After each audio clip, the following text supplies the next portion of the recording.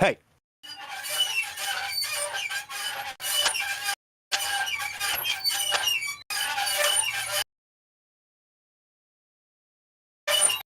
Hey. Come on, quick. Supposed to quick. There you go. Let's do it.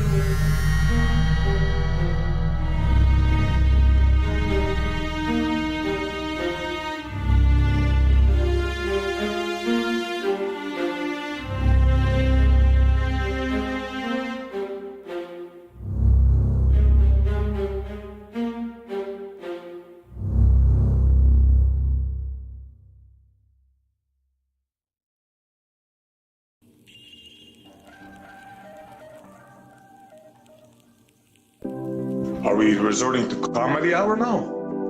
Obviously.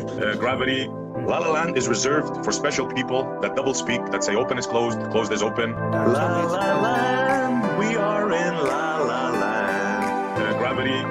Obviously. La La Land, La La Land, La La Land, we are in La La Land. Gravity. Gravity. Gravity. Obviously.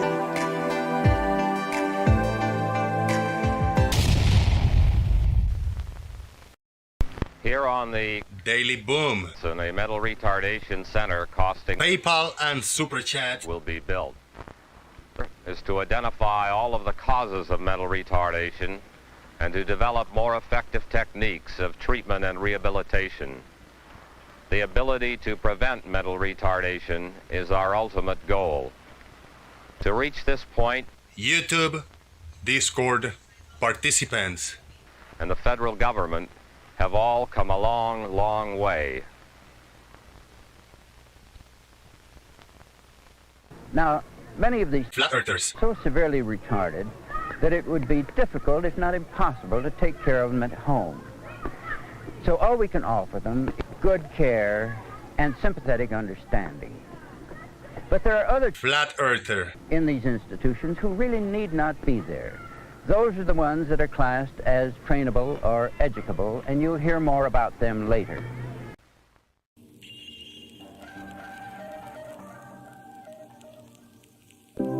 Are we resorting to comedy hour now? Obviously. Gravity.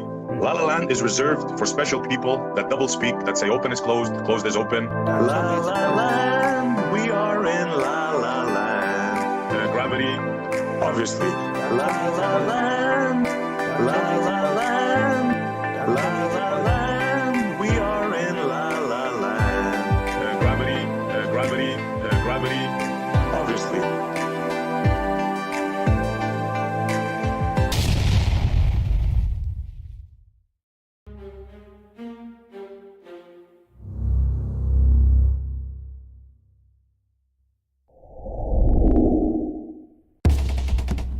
Are you ready? Call your mama, call your papa, call your friends. The festivities are about to begin. Boom!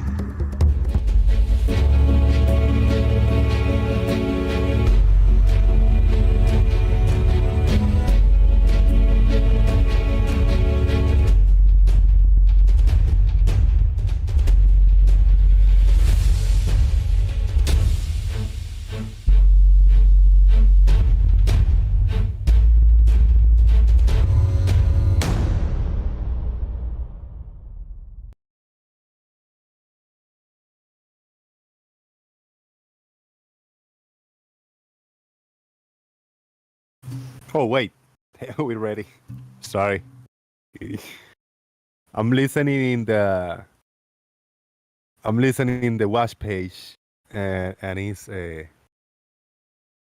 few seconds behind the lag. What's going on? Why is black screen? What's going on? There we go. There we go. Wait. There we go. Now we're talking. You hear me all right over there on the YouTube universe? We are live! It is Friday festivities. It's like the 10th, right? February 10th of 2023. Hell yeah. Thank you everybody for being here. Please vote. There's a poll in the chat box. Please vote. I like, and you can vote for R or R or R, or you can vote for all of the above. First option is R. Second option is R. And the third option is R. Or maybe you like all of the above. Please vote. Please hit the like on this video if you're watching this live or recorded. That way you can show appreciation for when the show is live. Hit the thumbs up. You can hit me up on PayPal or super chat. Very needed today. Whatever you guys can give, I will accept.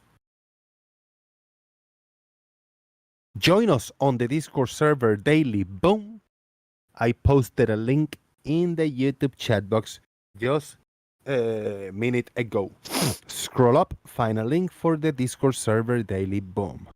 Mr. Malord is a member for 11 months already. A smart, responsible troll. Thank you, Mr. Malord, for being a supporter of the channel for this long. And he say, boom, wow, wow.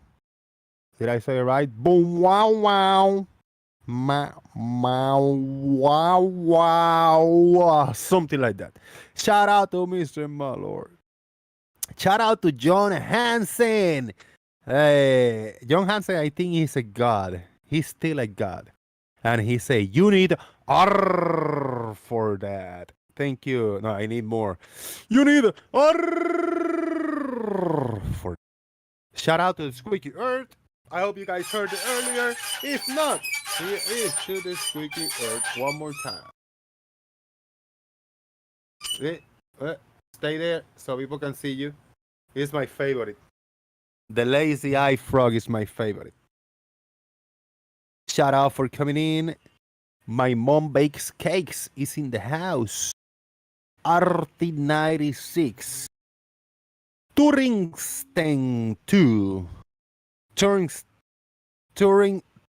test 2. I always say your name wrong. I don't know why.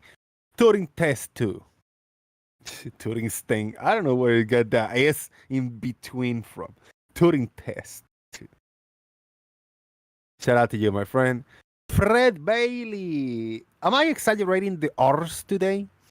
Fred Bailey. I must try to remember and pronunciate all the R's today. Like I mean it. Mark Ting. Thank you. Steve Wilson. Steve Wilson. Where's the R? Thank you for coming in. I see Mr. Malort. Whoop, whoop. Charlie Welsh. John Hansen. Laurie. Letiaho. How do you say suck my dick in Puerto Rico? Mama medio pincho. Mama yo pincho. That's close. Mama bicho. Mama me bicho. Oh, that's funny, man. I'm going to open the Discord server daily. Boom. And we'll have some guests. YouTube is bullshit, man. YouTube is bullshit. The last time I did a show that I played some music in the background, just fucking around, I was looking for the music that I was copyright free, royalty free. And I made sure that I was royalty and copyright free. And I still got copyright claims with all over the place in that motherfucker. YouTube, you bullshit. That sucks, man. Turing test 2, Ishigoba. If you say it as, yeah, Turing test 2. Turing test 2.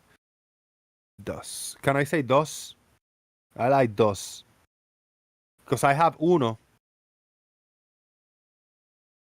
I have uno. Uno is my dog, one of my Chihuahua dogs. And you have dos. So I got uno, you got dos. Mr. Malort, that was the best explanation of the difference between Puerto Rican and Spanish. Yes. Yeah, they say chúpame la pinga or mamame la pinga, pero nada, we don't use the word pinga, we use bicho. Bicho is the word for Puerto Rican, for dick. And bicho is the same word that Mexicans and some people in South America use for bugs. For bugs, they use bicho. And the word bicho for us Puerto Ricans is my dick. It is funny. We're talking about dicks, Jose. What the hell? Come on, Mr. Malort. You man of the gutter. Gutter. Why the sound of two T's sounds like an R? Gutter. Gutter. It's like triple R. Gutter. Men out of the gutter. Confused myself over here. Please let me know if anybody can hook me up on PayPal, and that would be awesome. If anybody hit me up, please, if anybody want to support, type your YouTube name on a note, or when you donate on PayPal, there's a note, a place where you can leave a note. You can leave a message or comment, whatever you want. And if you don't want to leave a comment, at least leave the comment of your YouTube username. If I don't recognize your name at the moment, because my brain is pea-size, I don't remember many things, then I will have to give you a shout out as anonymous. Zanos Cartage. Zanos Cartage. Are you Italian? Cartage. He likes turtles. And by the way, hello, welcome. You are new. The Daily Boom Discord server. It is the. Here's a link for the YouTube live voice chat. Please join us there. And let's talk. I went in the last few days. I tried to do something with my life. What did I do with my life? Something that I thought I was going to be proud of, but I wasn't at the end of the day. I tried to research. Actually, let me rephrase that. I researched a topic with a fresh mind, with a fresh perspective, to find myself swimming in garbage in the bottom of the rabbit hole that I went. I did a research in a topic. I wanted to find positive information about this topic. I wanted to find clarification for my questions and concerns. I wanted to find explanations and explore the alternative. I dove down the rabbit hole and down I went. It was very shallow, the rabbit hole. I wanted to dig deeper. I wanted to come up through the other side with new knowledge. And I found very little to nothing about this. I'm talking about the way I wanted to do my research. The way it should be researched is to find information to back up this positive claim, to back up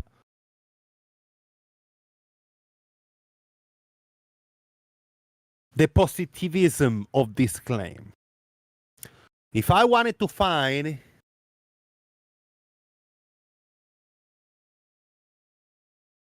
the wood is not wood. No, if I wanted to find, and I say wood is, I don't know, rocks. Wood is not wood, it's rocks, right? I should find information on why wood is rocks instead of telling you why wood is not wood and why rocks are not rocks. I'm not telling you that rocks are not rocks or wood is not wood. I'm telling you wood is rock. Wood is rocks, right? So that went at the rabbit hole with that theory. If I want to claim something and I say I am an extraterrestrial being, I don't need to find information about me not being human, about what human beings are, about what makes a human being a human. I don't need to find information on none of that. If I want to claim that I am not a human being and I am an extraterrestrial being, I should find information on I being an extraterrestrial being, right? So with that in mind, I went down this rabbit hole, which it was very shallow, and I found myself head up to the neck with garbage. Garbage. And more garbage. So I dug in between this garbage. And I dug myself out. There's nothing to find about flat Earth, man. There's nothing to back up the positive claim of the flat Earth. There was nothing about the Earth being flat. Nothing. Garbage. Do I want to witness, experience, and listen to people talking to each other and telling what I think?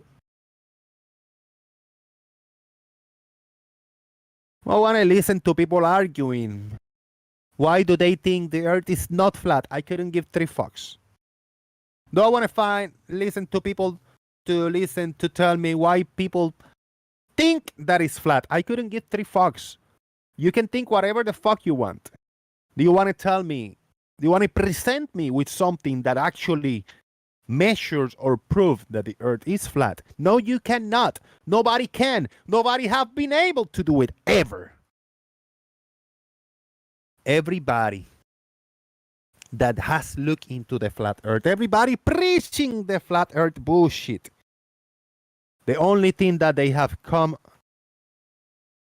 to is that the Earth is not a globe, and I tell you why. They want to talk about the globe, the flat earthers.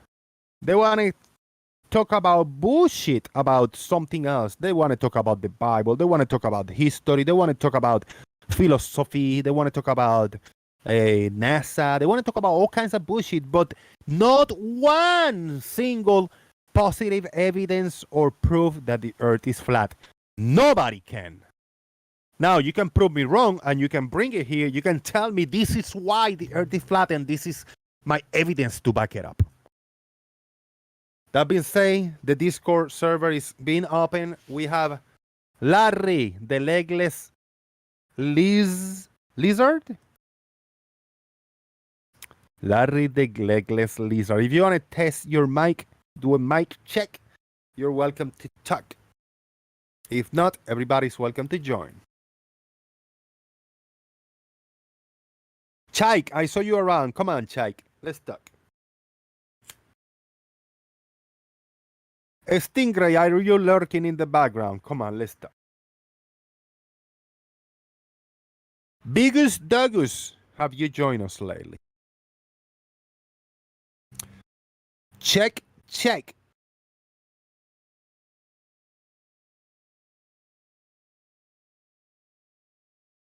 Do I see you, Chike?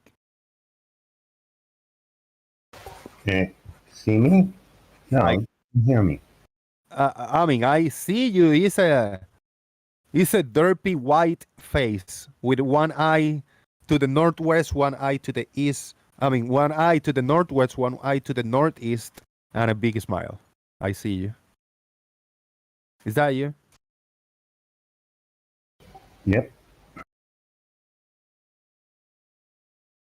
That's what I see.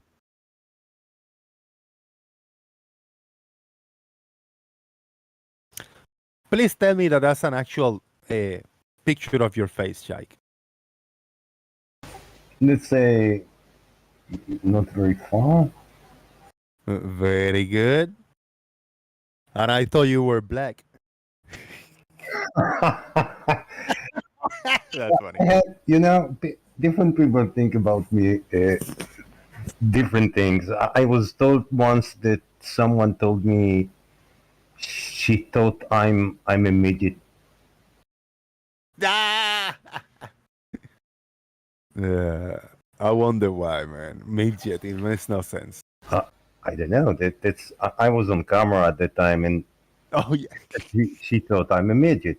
That's how she saw me on camera. And I'm almost 6 foot, so I can't be a midget, right? No, man. Yeah. That's funny. Chike, for real, man. I've been trying to like an hour or two in every day try to find flat Earth like stuff positive for the flat Earth. Dude, I found nothing. All I found was against the globe and other topics like that. What's going on here, man? Yeah, you know, those people, they have nothing. Absolutely nothing. They can talk hours. Nathan can talk about this only possible on you need the right angle. Tell us how you have the right angle and what you do with it. And why don't you know the elevation of the sun? Why is that unknown?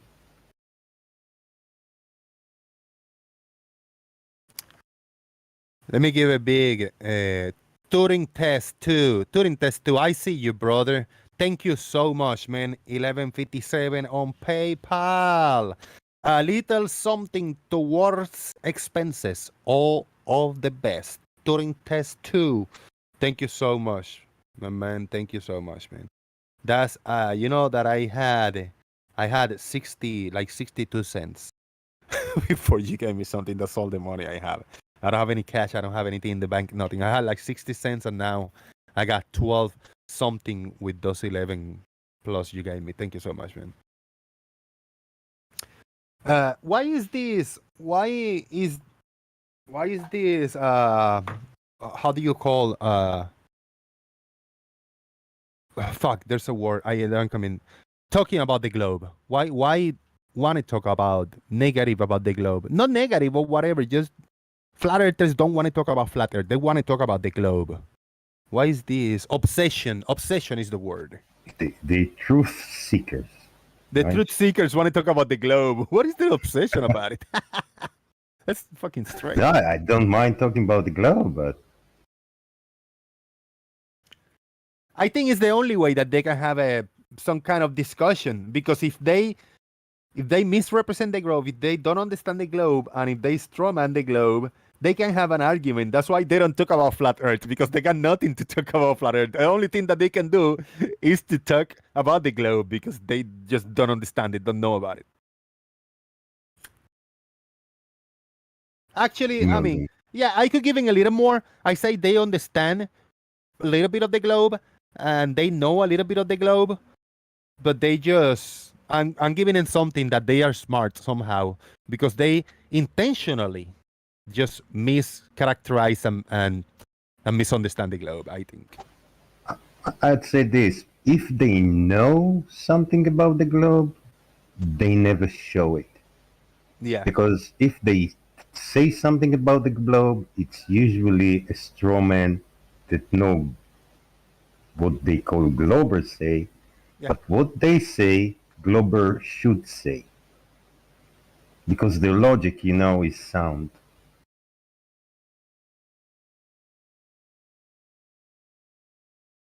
I want to hear from Larry, the legless lizard. You want to get a mic check? I don't know if you didn't have any roles, so I don't know exactly who you are, but whenever you want to speak, you're welcome to do something. Hello to everybody new in YouTube chat box. Everybody, please vote in the poll. There's a poll, very interesting over there. Many options to choose from.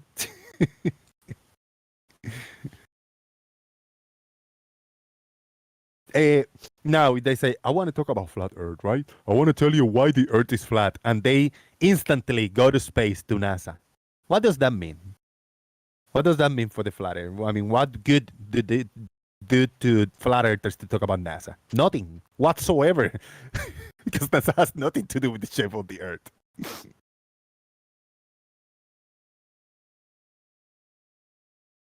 I saw one video clip that was hilarious. They say, this is the only proof that I need for flat Earth. And he say, like, in a Chinese space station, they show this image in a spacewalk, and they show two astronauts on a spacewalk, and they show the Earth in the background, and the Earth looks flat in the background.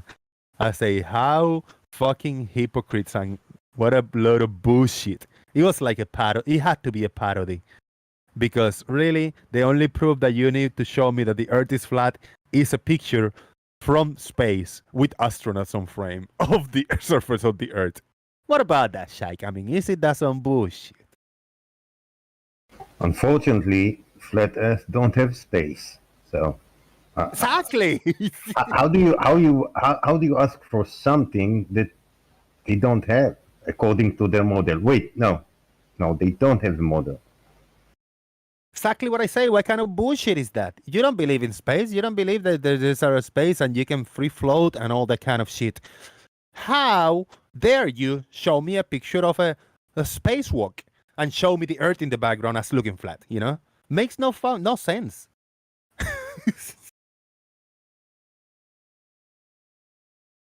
Adam L worked with a flat earther. He said, I did ask him once one question and kept asking him again. Every now and then, explain to me pressure gradient without gravity. Question I beat sleeping warrior with. Thank you so much. Shout out to Patio Furniture. He said, I had to watch the Morons, Boston Ray Level Head. I haven't heard of it. Have you heard that name before, Chike? I don't think so. Alright. I got that channel up here. Let me open that channel and see what he's all about. I'm gonna share my screen and see if it will work properly. Do you know Day, Jose? Did you hear that name? Do I? What They. name? They.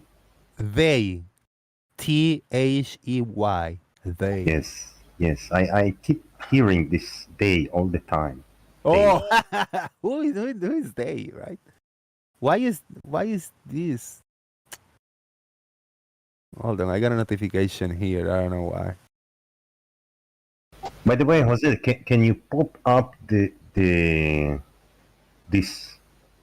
window? Because I can't pop it out now. It's stuck on the right. I can't drag it around. Can I pop up the what window? Discord. The window that I see on your screen. Is it in the Discord or outside the Discord?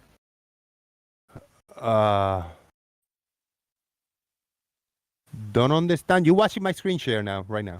Right. You're watching the channel.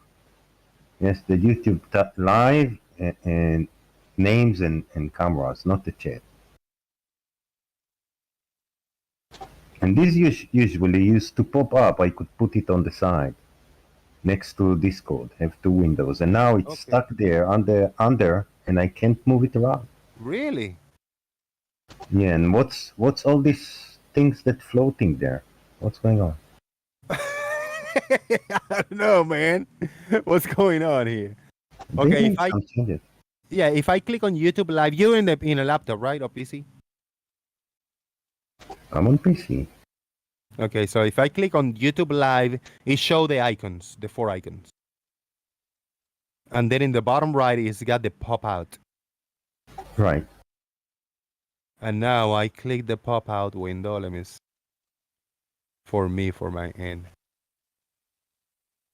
I mean, I see it. It working for me. Working. It does pop out, but I can't drag it. I can't click the top of it and move it around. Really? So it doesn't have it got the minimize the little square on the X, and you grab it in the bar. You cannot move it. No. What? It's in your end, man. Okay, let me reboot. Yeah, reboot.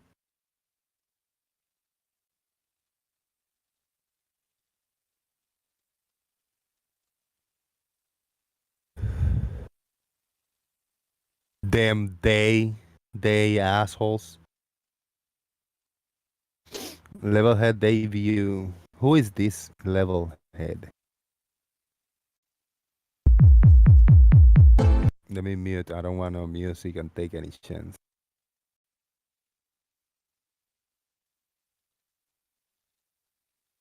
All right, Chike, let me know if you can see.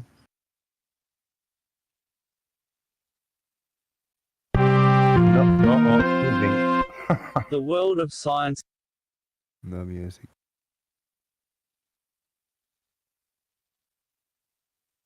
This guy okay. just singing.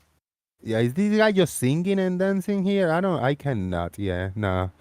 I'm gonna play this, bro. It's just the guy singing there and playing guitar. I mean, what the hell is that? What is that? Oh no, no, I couldn't. I couldn't listen to He's that. not singing. That's not singing. That's not singing, man. Let me scroll forward half an hour and see what. No. No, no, no, no. Sorry, man. I can't. No. Hello there. Hello there. Hello there. This one of the cases you say don't quit your day job. No, man. Hell no. No, no, no. This is the channel where that come from. Yeah. What was it? The one you don't see and don't want to hear, definitely.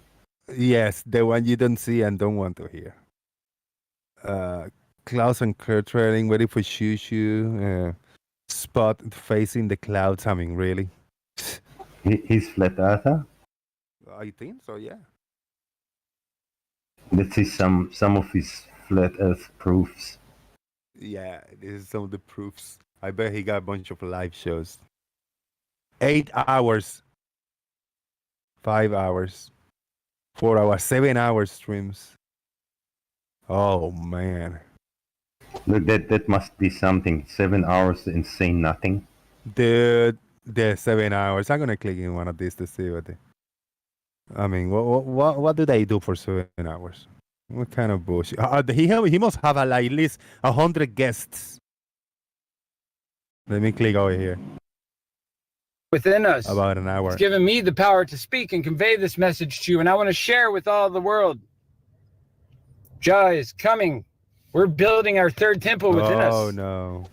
We are the third temple. Oh no. On our normal comprehension. But they're sky talking. clock. Let me see in 3 hours. Yeah, man. Oh, same Check guy this out. talking. 3.5 hours. All right. Let me go to the 4.5 hours.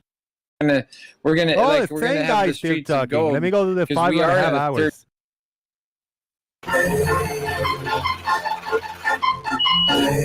What's going on here? What the fuck? Ah, what the hell? No, I couldn't do it. Hello there.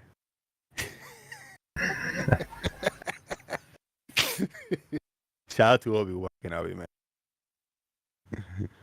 It's worth wasting the one view. Shout out to RT. Shout out to Patio. Thank you for recommending me the bullshit. Any new recommendation? Like,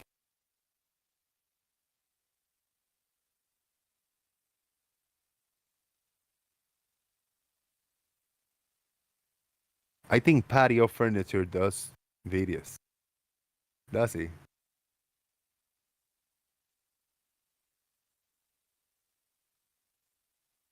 It's lagging a little bit, my low. If the Earth is flat, observation of Sigma Octantis. 1 year ago by Patio. Hey, that's the only video he has. Let's play that.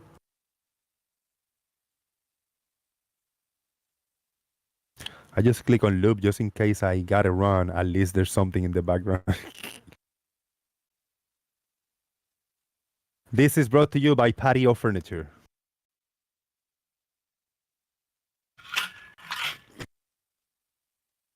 No sound.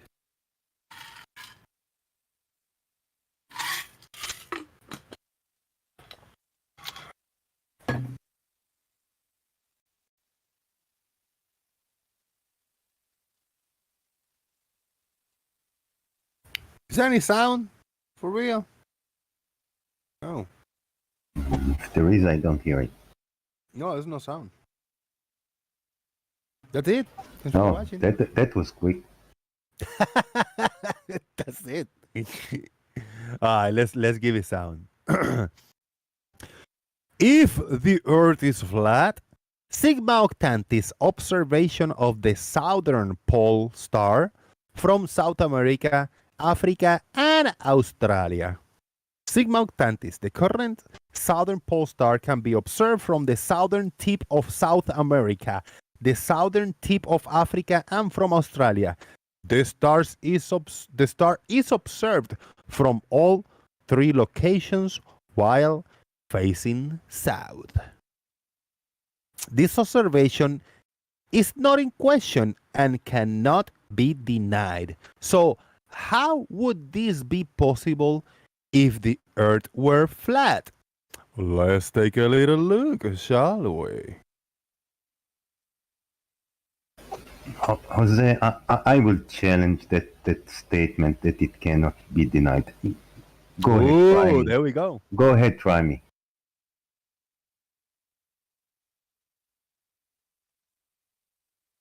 You cannot deny.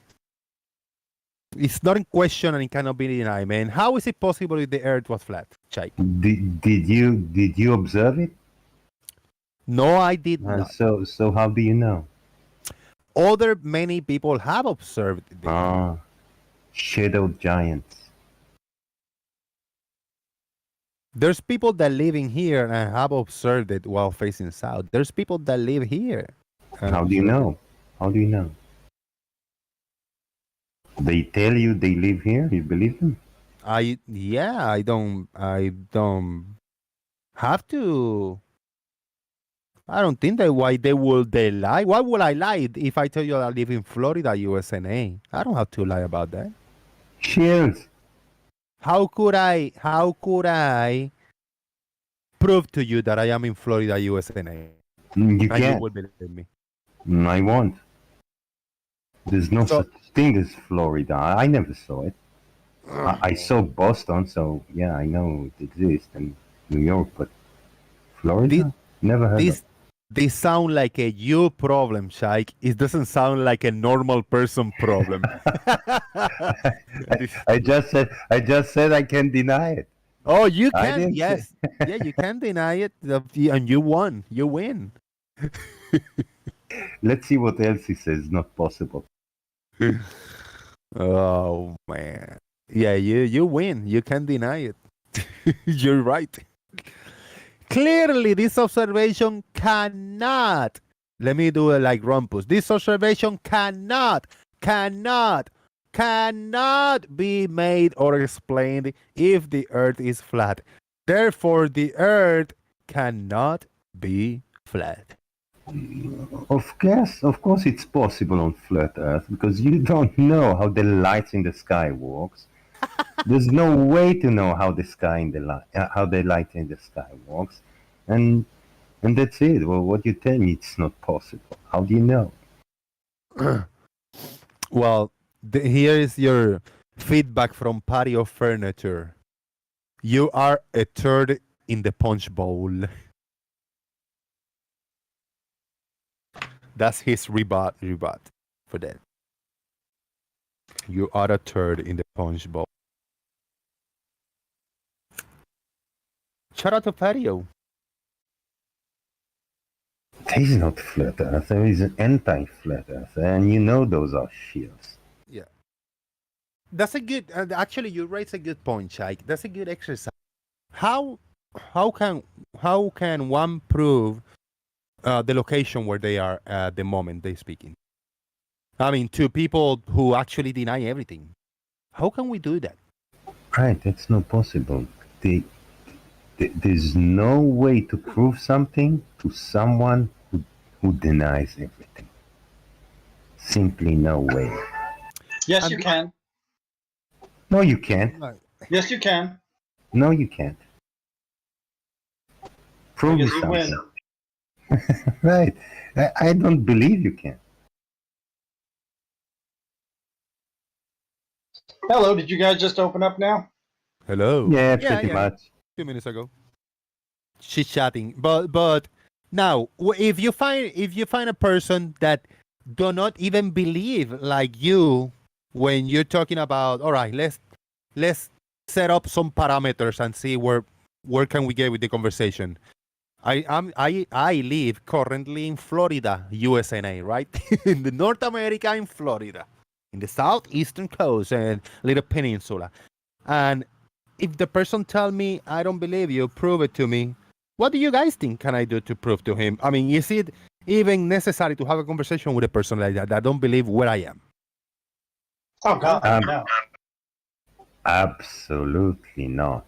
It is, yeah, it would be impossible. You right-click the name and you block them and you don't see them anymore. Yeah, right?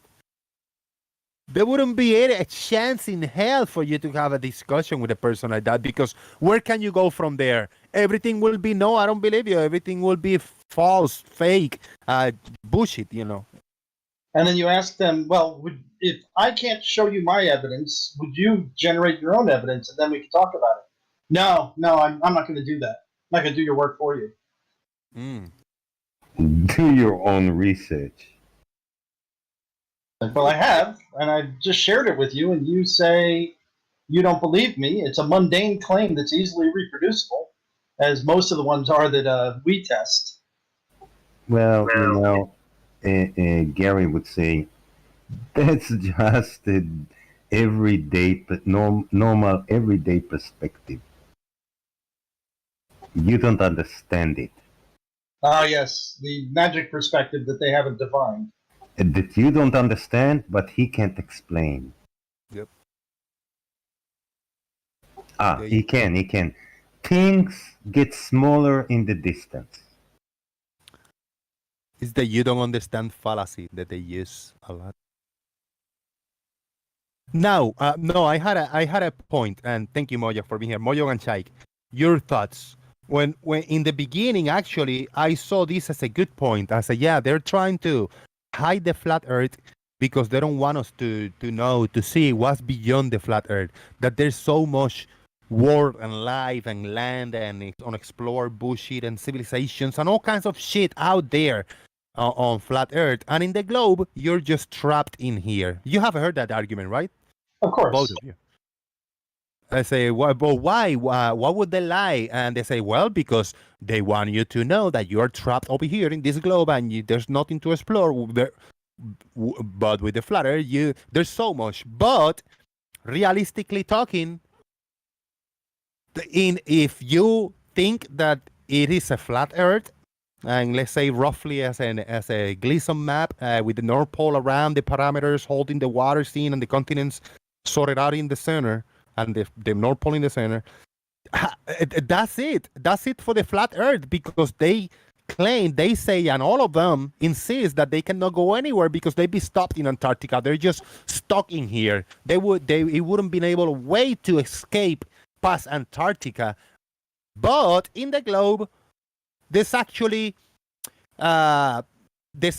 agencies and the government and everything say, go out, explore, sign in to space adventures, go further, go away. We're sending shit miles and thousands and millions of miles away, light years away. We want to go everywhere. We're doing it as in real time. So in the globe, we are actually going out and further away, exploring. But in the flat earth, they are trapped in this flat earth. I mean, does it make any sense that? It makes all the kind of sense. Weird. Zero. But don't forget the appeal to speciality. Yes. If it's so big, then we're not special. If we are limited to the 60 parallel south, we are very, very, very special. But because even if we're small in a giant universe and we're the only, let's say we're the only life, that makes us very special. Uh-oh. Yeah. No, but there may be, we don't know, but there may be millions of other civilizations, even much more advanced than us. We don't know. So we may be not so special. Oh, no, there's the possibility that we're not that special. But all evidence thus far is that we are unique. Well, what evidence? Come on, that we looked out to, I don't know, few. We've looked out and we've listened. Yeah, we listened, but our tools are limited because we are so not advanced. I don't know what kind of communication those people use. They may not be using radio anymore. They could be using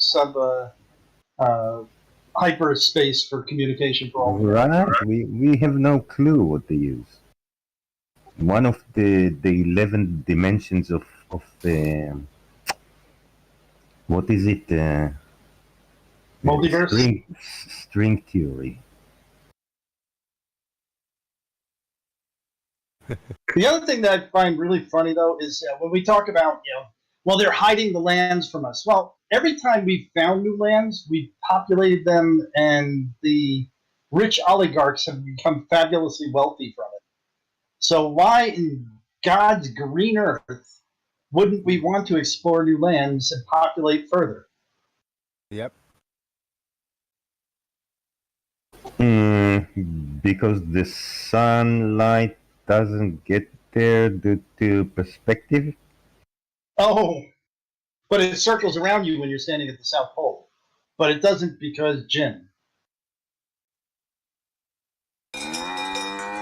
CBR. No, I haven't had that idiot for a long time. Oh, I get to hear him frequently over at Gems. Well. And Geos. Probably was a good thing I left Jam, right? You probably aren't missing much right now. It's the Johnny hour. The Johnny V hour. And I'm sure I know all that Jin has to say. I heard it. Oh, yeah, he's a one-trick pony. He's got his, 5 or 6 items that he knows to himself. And that's what he sticks on. Big shout out to RT96 with a $2 super chat. Thank you, RT. Appreciate that. Flat earthers are model-less afflicted. Thank you so much, RT96. Appreciate it. Model-less. The funny thing is that models also are pieces of how everything works. Some of them are more complete than others. But they don't even have a freaking map. I mean, how do they think we get around?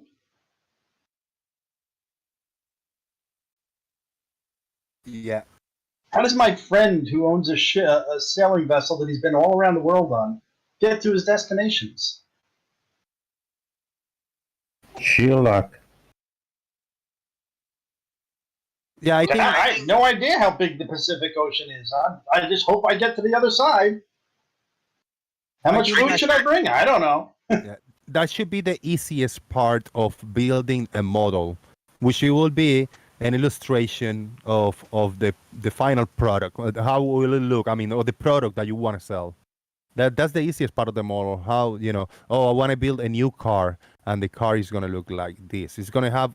I'll tell you about the features later, but look at the model. Look at how it looks. I can build it in a 3D computer, just a drawing, very nice drawing, and it got some cool looking stuff. They cannot even do that. They cannot even illustrate these flat earth quotes of them. And it leaves them at a point where they couldn't do anything. I mean, basically, the world would not function if we didn't have a map. Right. You know what, Moyock? That's always what I ask Flat Earther. Would they risk their lives for their claims? If Nathan tell me that's how celestial navigation done, let's see. We'll put you on a boat with enough food to get to the nearest shore. Let's say with some safety margins, and you don't know where you are. You're at the middle of the sea, and let's see that you get there. If you don't get to the nearest shore, you will die starving.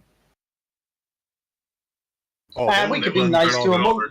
We'll let them have an EPIRB so that they can call for help if they need it. They will Yeah, turn glovers but that instantly. yeah, but that will signal. I don't know what I'm saying. Oh, absolutely. If there's a little bit of wittiness and a little bit of smarts in this flat earther that I throw in the middle of the sea with a boat in the middle of the night without a compass or nothing, if they got a little bit of smarts, they can navigate using the stars and they can make it to shore. They can make it to the land, and at the end they will say, "I navigated using the stars because the Earth is flat," even though it makes no sense whatsoever. But that's, I think, the approach they would take, even though the celestial navigation is based on a globe. Oh, right. No, No, they I mean, if I was in the Atlantic, I can go east and I will hit something. Yeah. We'll give them all that they need according to their claims. We will not, you know what, even deep correction, but not the formula to use it. Let's see you use it. Let's see if you get where you think you get. And I'll accept what you say. They have an emergency button, but it will be conditions. Do you admit you were lying all that time? Right. Admit it You or don't die. Right. Stay there where you are. We don't care. Ralph, I like it. Yeah. Yeah, they won't die, man. They'll chicken out quick. No, they will chicken out before they get on the boat. Yeah. They will find any excuse. All on me. Expenses on me. They will not do it. Nope. That's why I tell that when Larry tell me, no, this is not 1,200 feet, I tell him, look, I'll send you there, accommodation, everything on me. You will stay there until you can make observation. And if I'm wrong and you correct, everything on me. But if not, you will have to re-embrace me on everything. I would like somebody to give me their thoughts, like Gary, if you want to join and tell us what you think about this proposition, a thought experiment, a proposition. Will you take it? Will you take a challenge like that? Or anybody else? Shout out to Dr. Bro. Hey, Jose. Hey. You're right with being Dr. Bro in this server, Dr. Bob? Or you want to be changed to Bob again? It's all fun. It's all about fun. If we put a flat earther in the middle of the ocean in the middle of the night and we put a tarp over their heads that they cannot use the stars, or a glober, if we put a person and we put a roof over their heads, are they able to navigate to the closest, I don't know, shore somehow? What do you think, Chike, Moyock? Well, as far as a globe, there is an education level. I'm not ready to navigate yet, so I guess if you gave me the practical navigator guide, I could probably hammer it out. But I'd be nervous just to be set out there with the sextant right now. Well, you can use a compass and a pendulum. At least you know which hemisphere you are. Well, the pendulum on a boat can be a challenge. That could be tricky, man. Yeah, well, give me a ship, not a boat. I think a compass is the only tool that will do, right? If you don't have any other tools, mechanical or otherwise, or visuals. If you don't have any visuals, you're stuck in a room. I mean, I could keep it the right latitude using Polaris. I think reasonable. I could keep within a degree of that, no problem. So that would get me in a straight line. But if you wouldn't have a visual to Polaris, if you wouldn't have visuals to the stars. Oh yeah, I'm in deep doo-doo then. The compass does work too. It just wouldn't tell me how far south I've gone. But if I keep going east, I'll crash into Europe, Asia, Africa, somewhere.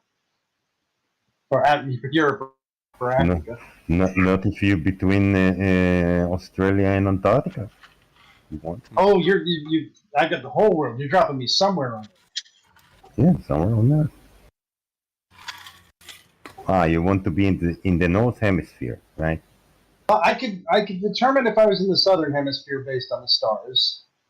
No stars. That would help. They're not going to be starless forever. Might have to spend 3 or 4 days you just waiting can't for see a them. blue sky. You just can't see them. You can't go out. Oh, I'm stuck in the cabin? Whatever. Jose's condition is that you don't see any stars. The condition, that you don't see the outside. You are in a boat, but you are like in a room. Like you're looking through you don't even have cameras. You have the navigation, the controls underneath, so you cannot see outside. You don't even know if it's day or nighttime. Oh shit! Would that be possible to navigate and hit the plane, right? Oh yeah, I look at my GPS. but you not having any tools. What tool would you need?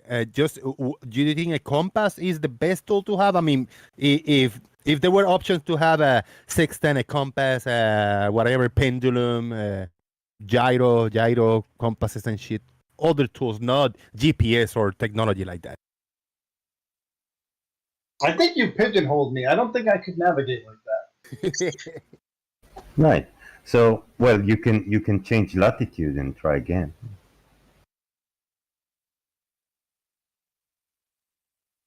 Of course, you don't know where you are. So if you keep going south, you'll reach Antarctica. You're good. What do you think would be the best bet if you?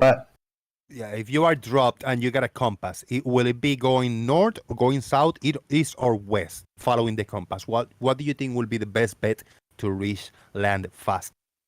North. Not knowing where you are. Yeah, going south just sucks. It's too damn cold, too fast. North, you've got more land masses that you could accidentally bump into. Right. Well, if you can't navigate anywhere with just stars. You have to have other information. Actually, if you keep going north and then you didn't hit anything, you go not south, you will hit something for sure. That was an interesting thing, Gary. You say using just stars, and I'm assuming that you're saying a sextant also. You can measure an angle to a star. You can't do anything with that angle unless you have other information. You need to know the time of day, the time of year, and several other things. Otherwise, you're lost. Well, limited lost. I mean, again, you still have north. No, you're lost. You don't have. You still know your latitude. Yes, you know the time of day and the time of year. Gary, you gotta be polite, please. You've got it. You know where you are in latitude very easily. That doesn't require time. You're not going to know where you are in latitude either, unless you know all those other things. That's why you have actually, to have all I need is the North Star. Works with the angles, but you can't do anything without it. Let's try to have. Hold on, Moyock. And I can tell you what latitude I'm at. Let's try to have the back and forth conversation, Gary. Let's try to allow each other to finish, sentences and thoughts before jumping in. So you're saying that I can't determine my latitude with just the sextant and the North Star? With the North Star, yes, you can. That's the one thing you can do. I could get pretty close with the Southern Hemisphere. No, with the North Star, you can determine your latitude. Yes, I will give you that. But with the sun, you can't. Wait, Gary, hold on. Hold your horses. First, if you see the North Star, you're in the North Hemisphere. So you already know two things. Yes. Yeah, that's if you see the star. So you say you can't do anything with it. So you know your latitude and in the North. Gary, settle down. You don't know where you're at. You still won't know where you're at. You'll just know you're at a certain latitude. You won't be able to navigate where a specific place without other information. Not a specific. You might drift accidentally onto a continent somewhere. Yeah, but you're not going to know which direction you're actually going. But if you choose a course, you will get somewhere. Get it? Yes, but you can't navigate to a specific place using the stars without other information. Yes, but you won't be totally lost. Well, yeah, I'll give you, like I said, the North Star, you'll know your latitude, but you still can't navigate to any specific place. If somebody says navigate from this place to this place using the stars, you can't do it unless you have other information. Well, actually, I could. I mean, basically, if you want, if I was, let's say, somewhere off the coast of the in the Atlantic. No, and, a specific place. Okay, Not just somewhere. A I'm somewhere. specific place. Obviously, you'll hit another continent if you go east to west. But I said a specific place. You can't navigate from New York City to, let's say, someplace in Africa on the coast without using an almanac. Think. I know you can't. I'm thinking whether there's anything unique about the Pacific than the Atlantic that I can identify. I mean, if I have a clock, then I can definitely tell where I am. Well, that's more information. Just like I said, Yep. you need to know time of date and that kind of thing. No. There's a lot of things you need to know to get to from a specific point to a specific point by navigating with stars or the sun. But I'm not sure that there's not. I'm trying to think. Is there anything that I could determine out in the ocean with a sextant and no clock? Yes. Whether there's any way I can tell I'm in the Pacific. You said the North Star. I give you that. Well, no, I mean, I want to know if I'm in the Pacific. After that, I can tell you how to get to. If I know I'm in the Atlantic, and then I can make it to specifically to Spain. I can make it to any place I decide just by going south till I get to the latitude. You and then can't turning go that to a direction specific destination. But I'm not sure if there. But I'm not sure if there's not a way of telling that I'm in the Pacific Ocean. I think there is. What do you think? The salinity of the water. That requires special. That would be another bit of information. But Gary, why you have to talk all the time? Because the point is, you can't navigate. I'm talking to Moyock. You're adding other things. That's why I said you can't. You have to have other information. He knows and other things. Hey, His question was about other things other than other stars. To know if he's in the Atlantic or the what's the other one?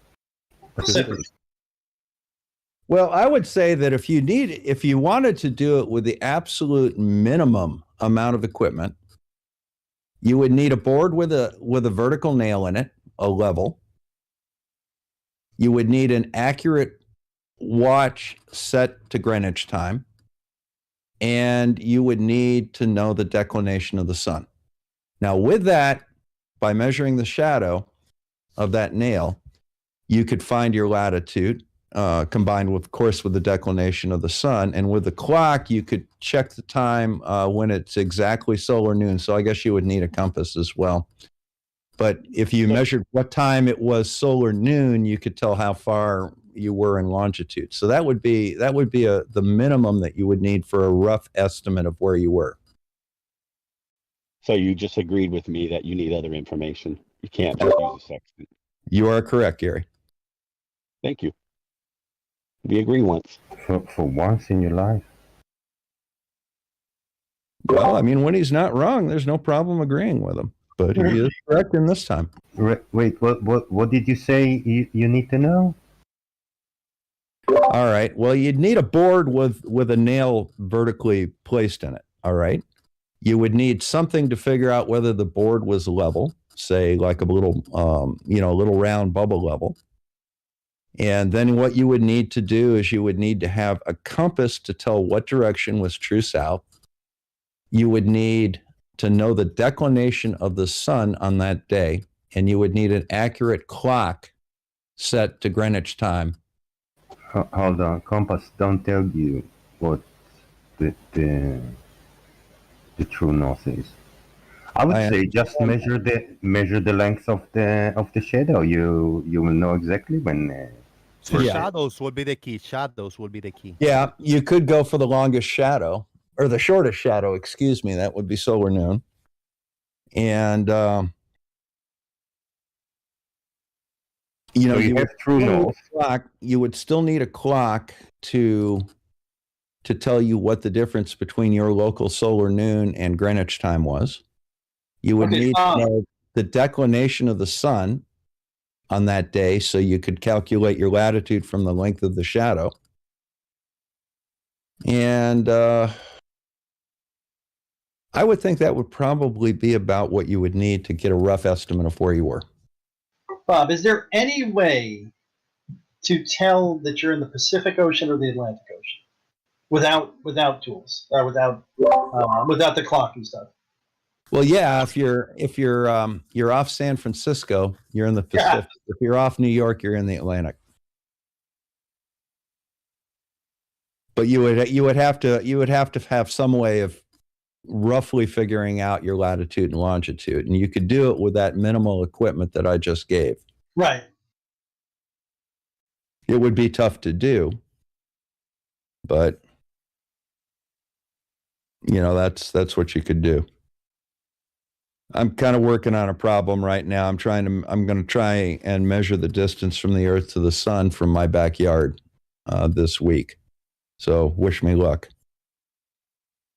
Good luck. That'll be something that anybody could do if the process is easy and well explained by you. And you're good at explaining stuff like that. So good luck, man. Well, you would need some minimal equipment. You need to be able to measure an angle well. There are some ways that you could design some homemade equipment to do it. I use rubber bands, just as a side note. No, you can use sticks and nails, but got it. You're out. No rubber bands. Yeah, but I'm not saying it'll be easy, and there's a little math involved with it too. Cool. But I'm going to try and do it without too much math. I can tell. If I see sea lions, I'm on the West Coast. Probably. I don't think they have those in the Atlantic, do they? Nothing. No, shit. Now that I think about it, maybe they do have them. They're not prevalent. But then again, why would you do that when you've got much easier ways of doing it? Maybe it's just more of a question. Is there a physical way that one could do it if they were in a rowboat, had been hijacked, dropped into the ocean, and said, okay, where are you roughly? Could you zero in on the... Well, they gave Captain Bligh a sextant. And he managed to navigate 1,400 miles or so on a rowboat. Yeah, that's the sextant. Sorry. Yeah, they gave him a sextant and an almanac, though.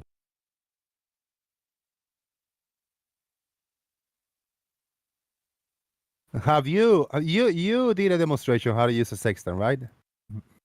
Sometimes, a few times, Bob. Yeah, it's pretty easy to use.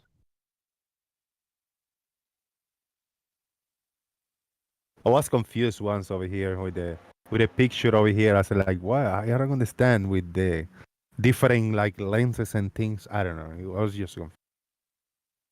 Oh, the only lenses that are on it really are shades. You just put enough on so you don't go blind. Yeah. Sly Spark can say Legos for everything. Shout out to Sly. Can I stack Legos all the way up to the sun, Bob? And therefore I can measure the distance to the sun. Oh, wait a minute. Wouldn't the sun give me a hint as to what ocean I'm in, even without precision tools? How? I thought I had it for a second, but now I'm starting to second guess myself. What do you think about it? No, it won't tell me. It'll just tell me what hemisphere I'm in. Okay. Yeah, the sun will tell you what hemisphere you're in. It'll rule out certain oceans. You're probably not in the Great Southern Ocean if the sun is south of you. Right. Probably not in the Atlantic if it's north. Well, no, that wouldn't be true. Sorry about that. Almost got me. So we don't have the date. Yeah, you wouldn't be in the Mediterranean if the sun was north of you, I would think. Is there such thing as a direct physical measurement without using math?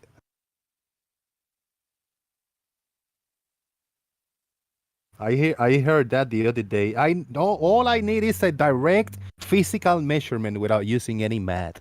I think that's an impossibility because measurement requires math. I mean, there's numbers in it. You need numbers. I don't think they have a problem with numbers per se. It's just you can't do any mathematical formula on it. Well, the problem is that well, I'm 6'2". All right. So that means that I'm 74 times an increment of 1 inch. So that's math. Yeah. Yeah, there is no measurement you can do without math unless you're measuring a base unit, and then it's an arbitrary base unit. But if you're measuring any multiple of a base unit, you're doing math. Yeah, if you're using feet or meters or centimeters, whatever you want to use, you're still adding up those, you know. You want to have 10 centimeters and you want to break it down, still going to be math involved in it. It's 10 times 1 centimeter. That's a mathematical equation. Yeah. Hey, can we go back to the question a minute ago about knowing which hemisphere you're in by the sun? Go for it, yeah. What you got? Yeah, because you don't necessarily know that either unless you have all the other information. Because if you're a little north of the equator, the sun can be over Cancer and north of you. So you can think you're in the southern hemisphere. You're on a roll, Gary. Also, you don't really know longitude unless you know where you're at either. By measuring solar noon, because maybe you're north of Cancer and the sun is close to Cancer, and so you don't really, or vice versa. You don't know. You have to know all those things. You have to know the time of year. Well, you were doing so well. And the date and the time. All you need to know is what time it is when it is solar noon in your location. That's all you need for latitude. That would just give you north and south. Longitude. It wouldn't tell it. That'll give you longitude. That'll give you longitude. How would it give you longitude? Well, if you're at solar noon at your location and it's 3 o'clock, 3 p.m. in Greenwich, you know where you are. Yeah, you so know you have what your longitude is. You have a time. So if you have all those other things, then yes. But if you just have solar noon, you're looking at solar noon at the high point of the sun in the sky. You can't tell what longitude you're on. Only if you know what time it is in Greenwich at that time. Right. But yeah, that's what I've said. Without all that other information, you can't determine that. Just by looking where the sun's at solar noon. Okay, so I'll just go south until I get out of the tropics. How are you going to know that unless you know the time of year too?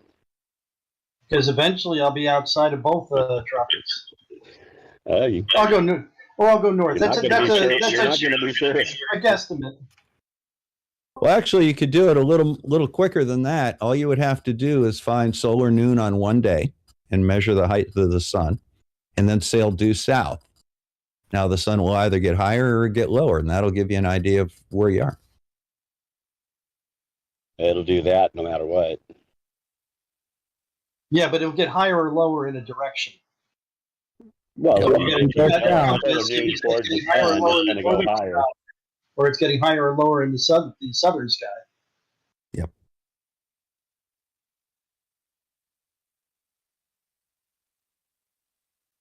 Anytime you sail directly towards the sun at solar noon, it's going to get higher in the sky as you sail towards it.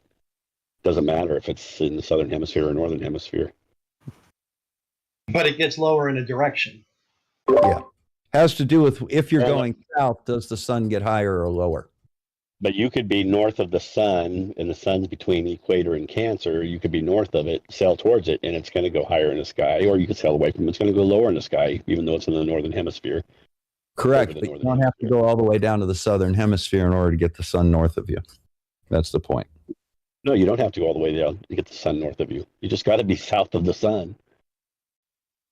Anytime if you can be on the Tropic of Capricorn and the sun can be north of you every day, or you can be north of the equator and the sun will be, if the sun's north of the equator and you're on the equator, it's going to be north of you. Of course, if we bring in all the globe assumptions, then we can navigate quite handily. Yeah, it's just perspective angles. You have no method for determining what that should be. And you were going so well, Gary. Well, it is just a perspective angle. You measure angles from your field of view, and then you adjust them to sea level, because all latitudes are based on sea level measurements. No. Yeah. Latitude doesn't matter what elevation you're at. If you're standing on a 10,000 foot mountain or at the base of the mountain, you're going to get two different elevation angles, even on the same latitude. No, you will not. Yes, you will, unless you take a bubble sextant. No. If you just use a regular sextant, you're going to get a different elevation angle. No, you will not. At the top of the mountain, yes, you will. You'll measure to the sun. You'll measure to the horizon. You're going to get a different elevation angle. That angle is going to be different than if you did the same exact thing on the ground. Unless Gary, you adjust it. There's a dip correction in it. That's adjusting to sea level. That's doing. That's adjusting to sea level. No, it's not, Gary. Yes, it's adjusting. Gary, stop talking, listen, and learn something. When you take a sextant angle from the horizon to a celestial object, you have to remove the part of the angle that is below your horizontal, which is called the dip angle. That has to do with your elevation, the curve of the earth, and refraction. Now, when you remove that dip angle, you get the same altitude of the star or the sun at any elevation above the surface at that point. That's because you adjust it to sea level measurements. If you're standing on the ground at the base of the mountain and somebody's at the top of the not a sea level measurement. You're simply measuring the sun's angle in relation to the horizon that you see. You're going to have a different angle unless you adjust it. You're adjusting, and when you say you're adjusting the dip and all that stuff, what you're doing is adjusting back to the sea level measurement, because all of the latitudes are based on sea level measurement. Gary, stop. You're adjusting to horizontal, not sea level. Exactly. You're adjusting to sea level because all the measurements have to adjust to what you see at sea level. Gary, have you ever done it? That is the standard for all latitudes. Have you ever done it, Gary? I've listened to enough of this stuff to understand. That's what you do. Have you ever done it?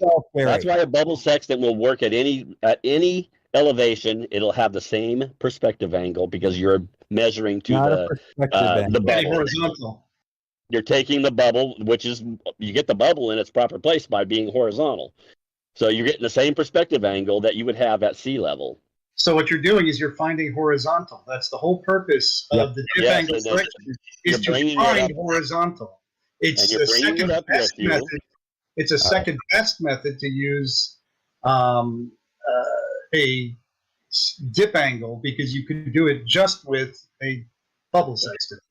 Right, but when you do your dip angle stuff, that's adjusting it to what the measurement would look like at sea level, because your latitudes are based on a sea level measurement. No, it is adjusting it to find out where horizontal, not sea level. If you took the measurement with a sextant at 10,000 feet at every latitude, you would have different measurements. You could establish a whole new thing. Not relative. The measurements would all be the same. Yes, it would be. Yes. Gary, I've done it. You have not. You're adjusting your measurements. If you Gary, you're interrupting, Gary.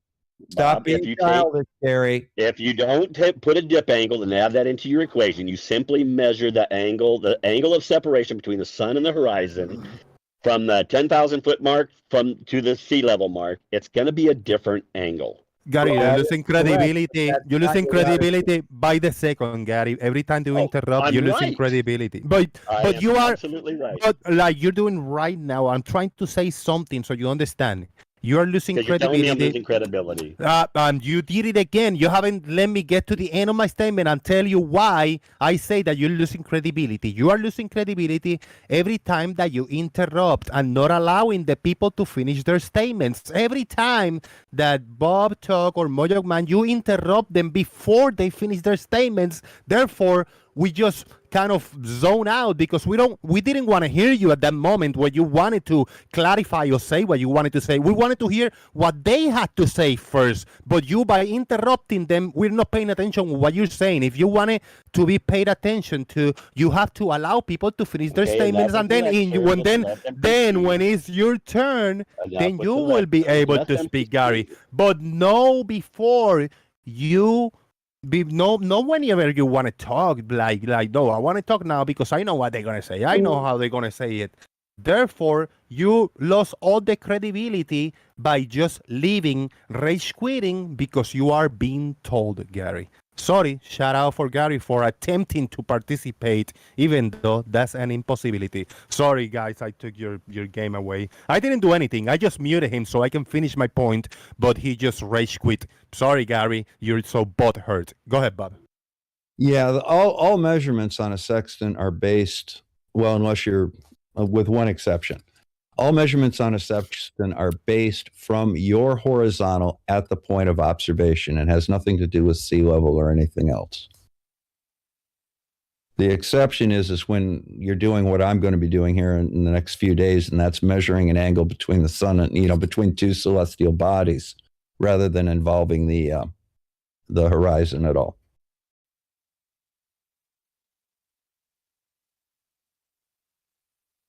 And I didn't mute you so I could lecture you. I muted you so I could finish my statement. I could have done that since the beginning. I could have allowed you to speak your piece and then muted you so Bob can finish his piece and then I unmuted you. I could have let Moyock made his piece while you were muted and then I will allow you, but you would have been gone. How long you been here today?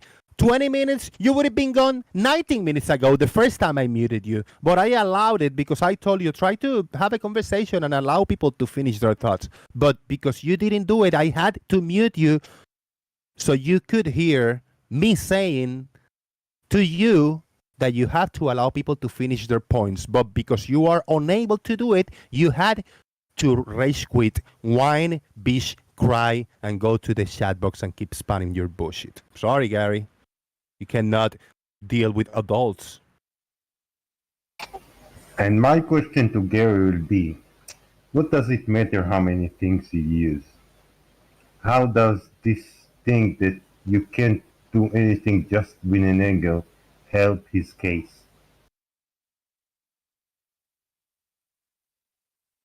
You can't do anything with the flat Earth. There's no navigation on the flat Earth.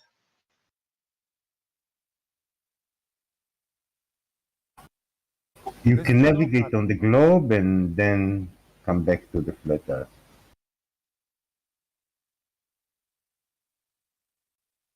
There's no flat Earth.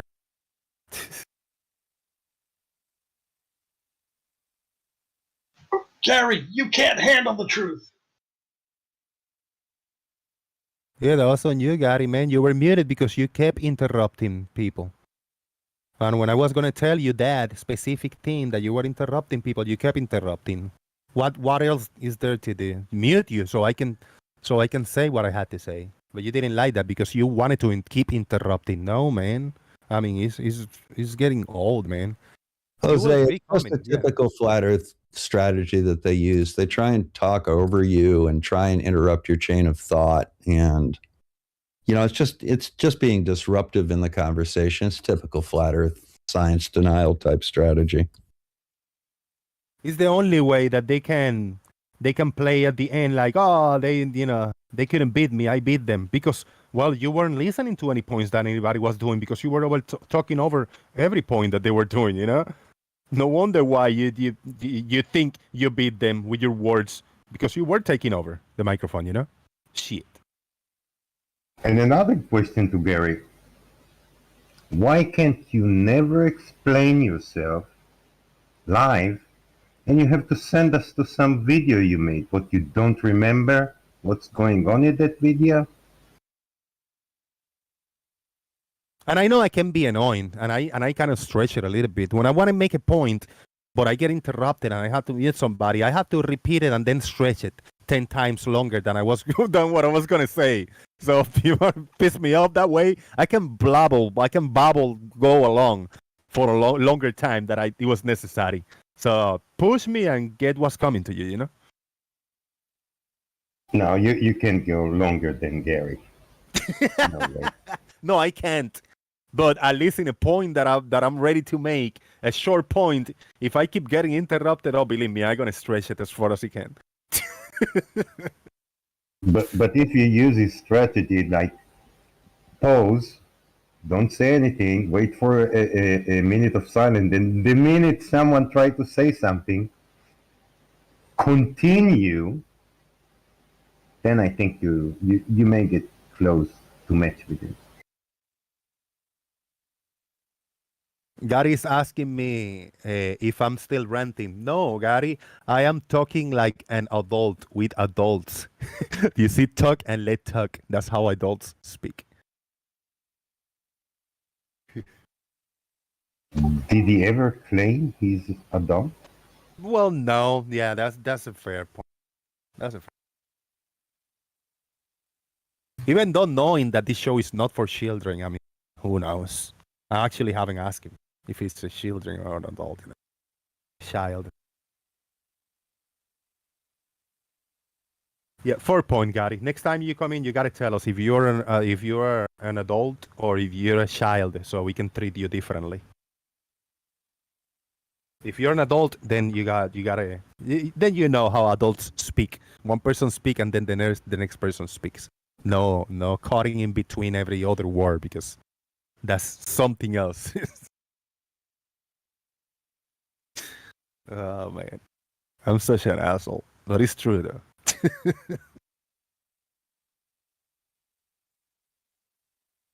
Did he make any point in favor of flat Earth in those few minutes he was here?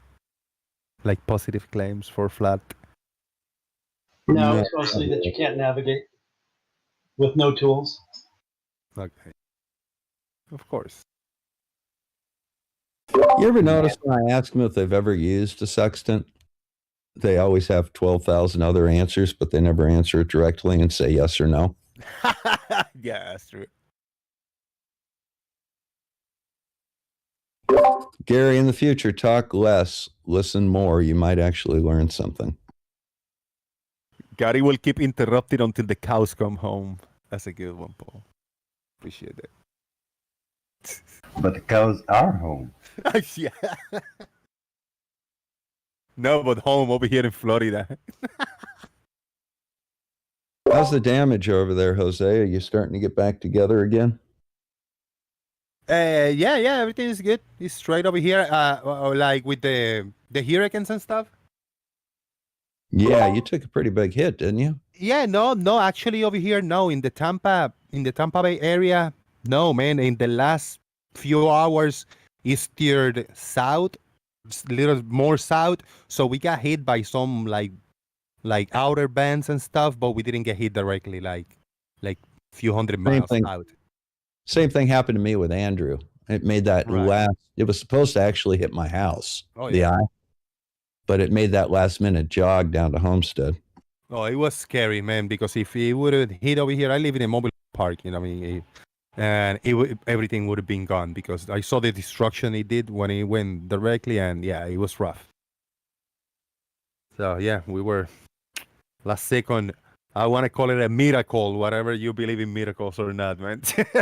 Whatever you want to say a miracle is. A miracle to me is when something happened that didn't affect me directly, you know, or something affect me directly, whatever it is, it was a miracle to me. That's what I call Yeah, well, it's one man's miracle is other man's disaster. Exactly. I know. So it's so unfair, man. Them miracles. Because let's say right now I'm broke, like I got no money. I got $12 and some change because Turing test gave me earlier like 11 something. I have 60 cents, right? So I got no money now. Let's say I walk to the street. I want to go across the street to the gas station, and I find me a $100 bill or something. That'd be a miracle for me. But who knows who the money belonged to before that? You probably need it big time. And hey, I need it. I keep it, you know. Yeah. It's rough, but do what you gotta do.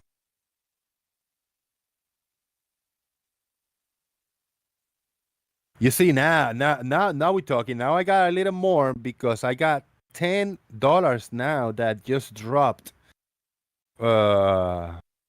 With a message. This look like it's from. Hold on. He say, I was this close to be a member of the Mile High Club on the return flight from Thailand this year. Unfortunately, the wife refused, so I had to settle for the half mile. Anywho, get a freaking schedule going, please. Shout out to Hold On, man. Hey, they had, yeah. Shout out to you, brother. It was almost successful, the Mile High. Yeah, I never been in that club either. That'll be cool, man. I appreciate it, brother. Jose, I've got to run. I got a few things to do. I just saw you on for the first time in quite a while, so I wanted to stop by and say hi. Thank you very much, Bob. I appreciate your input, your feedback, and your participation as always, man. I really do appreciate it. Everybody, 90% of the people watching is subscribed to Bob the Science Guy. So those 4 or 5 people that are not subscribed, go check out Bob the Science Guy. He got a few different channels doing sciencey stuff. Now, when you said your experiment, if you can navigate without the stars, can you do it? I thought about something more simple. Can you know your velocity if you don't have anything? You can't see the outside. Can Pete Shea make an experiment, show me we're going in this direction in this speed and not that direction and at that speed? Why him? Because he says that if you run in the direction of movement, it's more difficult than if you run on the other direction. So all we need to do is put him in a train that doesn't shake too much and ask him, turn it around 3 times and tell him to run in each direction and tell us which direction we're moving, and do it 10 times, and let's see that he get more than 50%. That'll make no sense, man. Of course it makes no sense. Wait, did I just say that makes sense by saying that don't make no sense? That was like a double negative. So what I meant is that makes no sense. I think that's what you said. Yeah, no, I meant that makes no sense, because if I say that don't make no sense, that's a double negative. That means it's a positive. Sorry. I'm learning little by little.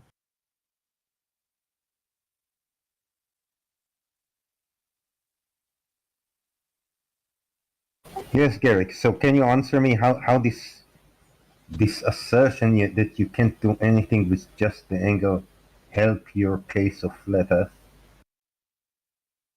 You weren't even talking about flat Earth when we were just talking about. You guys were talking about, can a flat Earther navigate without that, or with just if you put him on a boat basically and didn't know where he was at. And my point is, you can't either.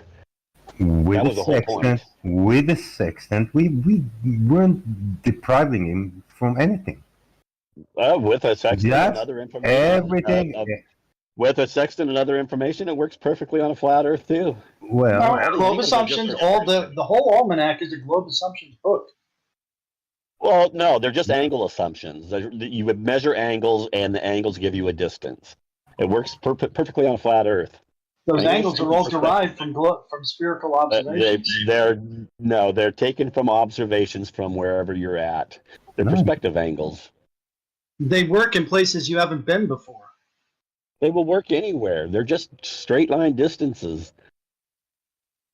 So those observations, let's say in the Pacific Ocean, there's a place where the ground position of the star has never been observed by anybody, or at least not reasonably. It wasn't used in the book. So it was a spherical measurement that said where it was going to be over the ocean. You can find in your almanacs the ground position of a star if you know the time and the date and where you're at. Based on spherical assumptions. No, just based on angles. It's just based on angles. What is it? I can't remember the names. I keep wanting to say Javier. What is the metric by which they determine where the ground position is. Somebody observes it and knows where it's at that time. Their angles. No, nobody ever observed it in the Pacific Ocean at XYZ coordinate. Well, they didn't put somebody on every square inch of Earth. You don't know what that star is. If you don't know the name of the star, you're not going to know which one, where its subsolar point, or its subsolar, not subsolar, its GP would be. Anyhow, you don't know the name of the star. You got to know the star you're looking at. You have to have your almanac with all the information. You have to have the Greenwich time thing. You have to have all that stuff. But I could take build the angle and apply it. That's it. Gary, why are you answering the question you weren't being asked? What was the question I wasn't being asked that I was being asked? You listen and hear it. There was no one there ever to observe the GP point. How do they know it? Because the stars follow the exact same path across the sky. Which is? Every day. Every 23 hours, 56 minutes, and 4.1 seconds. Which is? Which is sidereal days, sidereal time. Yeah, but if no one even observed it from specific latitude, how do they know it's there? Because it follows the same path, and it makes a circle. But nobody saw the path because they never observed it. I don't. What's your point? What's your point, Chike? How do they know? It's GP position. Nobody observed ever the GP of that star anywhere. And I still don't know your point. And how do they know where the GP is? Based on sidereal time and where you're at. How does time and where I at? And your time and the date and the Greenwich time. How do they know the GP point of a star that was never? So you what do you say? Same path. You keep saying, but the GP was never observed ever by anyone. Does anybody here know what Chike's point is? I don't. No GP were observed. Still, I don't think anybody knows what you're talking about, Chike. Nobody knows what I tell you. Listen to what I tell you. The GP of the star. Gary, would you shut up and let me finish a sentence? Yeah. Chike finish and then Gary. Yeah. Sorry. Nobody ever observed the GP of given stars. Ever. There was no one under the star that says, this is the GP at this time. Ever. How do they know where is it? Jose, do you know what Chike's point is? I sure don't. I don't think anybody else here did does I either. ask you for a point? I'm asking you. Chike, maybe you can answer the question for everybody so we understand what you don't understand what I'm asking you, Gary, right? No, why don't you explain it to everybody then? I'm sure everybody but Gary understand. No, tell us, Chike. Give us the answer. The answer? Why should I give you an answer? I'm asking you a question. You can't, Chike, because you don't. Why should I? No, because you made my point. Because we know that every 60 nautical miles is 1 degree, and every nautical mile is 1 minute, and every arc second is 1/60 of the nautical mile. That's how we know it. So if observed it from one place that we know its location, we know where the GP is. No, you just you still. You say no, but when I asked you, how do they know? You didn't answer. You said, "What's your point?" Distance. You know the distance to the GP based. How do you know the distance to the GP, Gary? Don't interrupt. You're interrupting me, Chike. How do you know the distance to the GP? Chike, let him talk, Chike, please. Obviously, based on angles of elevation, you know the distance to the GP, but you don't know where the GP actually is, unless you know all these other things. What things? All the time and Greenwich time and month and where you're at. Again, you don't actually know. You know the distance to that GP. Nobody. You don't know where the GP is. Nobody asked you. You can't look at it and say, "Oh, it's over." It's over Portugal right now. You don't know that. Well, You have no clue. You just know the distance to that point. You didn't answer. You didn't answer that question. Also, how this argument, Gary? How this argument that you just presented help your case of flat Earth anyway? You haven't helped your case. All you did was gave a distance, which works perfectly on a flat Earth. The distance is because it's just a measure of elevation to a horizon based on your position, and you know that 1 degree is 69 miles. I so you know guarantee the you. distance to the GP point. You just don't know where that GP point actually is over. I guarantee you that the measurements. That's what you were asking, Chike, and you can't do it. Can I talk when you finish, Gary? Did you finish? Can I talk? Of course not, because you're waiting for me to start talking to continue like you didn't know. So Go for it, Chike. Yeah, I'm going for it. Well, but I can be annoying too, no? And drag what I say without no reason. So how do they know where the GP is without anyone being there? And I guarantee you that the angle to the stars were not made using a sextant. You don't know where that GP is. You just know the distance to that GP. You don't know where that GP actually is. You don't know if it's over Africa, if it's over America. You don't know any of that stuff unless you have all this other information. All you know is the angle will give you a certain amount of miles per degree. That's all. You know the distance to the GP, but you don't know where that GP actually is, do you, Chike? How do they know? Because of the angle. How do they know? With the angle, Chike. Gary, I didn't finish. I didn't finish asking the question.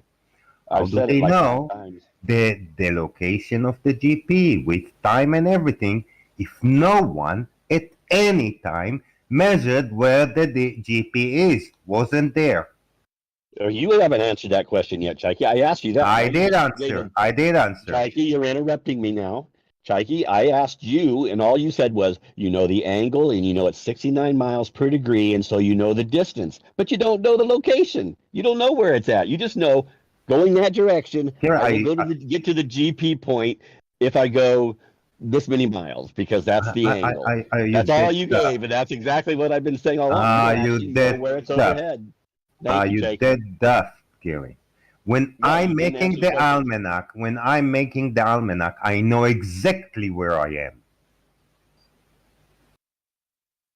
Yes, because people have made observations and recorded them. But we can know, but you can't know just by the elevation angle to that star. You can only know the distance to that point, that GP point. You don't know where it's over. Unless you have all kinds of other information, Chike. But no one ever was under the GP to verify it's there at some time. No one been there. Guaranteed. Chike, you can't tell me if I just set you out in the ocean and I gave you a star and said, hey, take a measurement to it, tell me where that GP is. You couldn't. All you could do was tell me. Did I claim I would? Did I claim I would? You couldn't. But you want me to do it. No. You can't I didn't ask you to do it in the ocean. I didn't ask you to do it. I didn't ask you to do it in the ocean. I asked you to do it at your home. Where is the GP of the star, Gary? I would look at the almanac. I could tell you the distance to it. Are you writing the almanac? Somebody has recorded where it is at that point. Again, I'm telling you, nobody ever was under the GP of any star. You've made my point. Any star, you take an angle, no matter what. If that angle is the same, it doesn't matter if it's northwest, south, or east. If that angle, if I measure the angle to my horizon, it'll be the same distance in any direction. Doesn't matter. I can start to build the almanac from my house. Well, just using globe assumptions. I can tell you where the ground position of that star will be at a given time. Moyock, did they write the almanac before they got to the North Pole? Pretty sure they did. So how did they know that the GP of the North Star is where it is? How could they know? They never been there. Nobody ever been there. Globe assumptions. No, I'm asking Gary. Oh, I'm sorry. Nobody have been to the been- North people have Pole. been- Nobody People have been to. everywhere. They recorded the measurements of stars in their Are you daft? location. Are you daft? You have an almanac that was written before anyone ever And got to people the have North Pole. explored this earth for thousands of years, Chike. They Nobody have ever. recorded these things for thousands of years from their location. Nobody been to the North Pole until then, People have been to the Gary. North Pole, Chike. Not until after they wrote the almanac. It doesn't even really matter. Like a month ago? Are you saying a month ago, Chike? No, before they wrote the almanac. People have recorded positions of stars from their locations for thousands of years. Again, I didn't ask for the position. I asked for the GP, its location on the surface ground of Earth. They know the elevation GP angles because to they Polaris. recorded these Yeah, from a things. flat plane. They've recorded these things for thousands of years, Chike. Sorry, I interrupted somebody. What was the stupid thing you said? No. No, I was just pointing out just elevation angles to Polaris from a flat plane, a flat baseline. That's all. It's not that complicated. There's no globe assumption needed. I don't know what more. I want no, sure, just demonstrate it to be true. And you just know you know the circles that the stars make, and that's it. Can you demonstrate it? Can you demonstrate it to be true? East to west circles, declination, elevation angles to Polaris. You can do it from one spot, just like Moyock said. You can do it from one spot with just those observations. It's not that complicated. There's no globe needed. Are you going to demonstrate that it's true, or Well, Moyock just said you just keep saying still. So what is that assuming? He's standing still, or what is he assuming when he stands still? It's assuming one degree for 90 nautical miles. That's what it's assuming. Now go tell me that's on flat Earth. Well, I don't know because about there are various. 90 nautical miles, I don't know sure. how many videos there are there that debunks that stupid claim.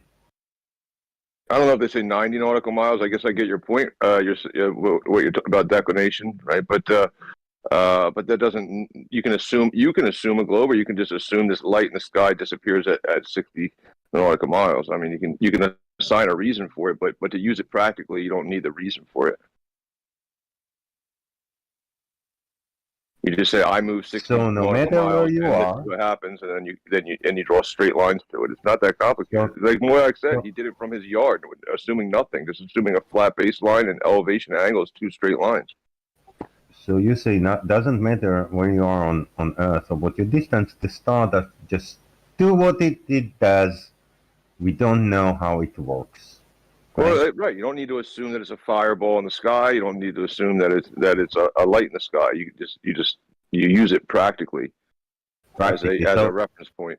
So So you say it doesn't follow geometric rules?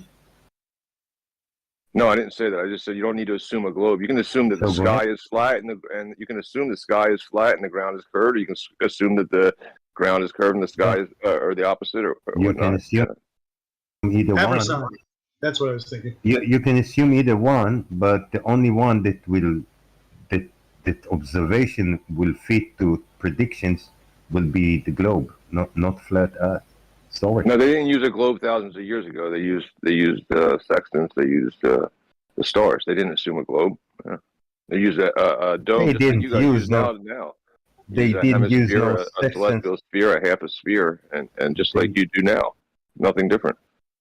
They didn't use no sextants hundreds years ago. Like a hemisphere, a half a sphere is a dome.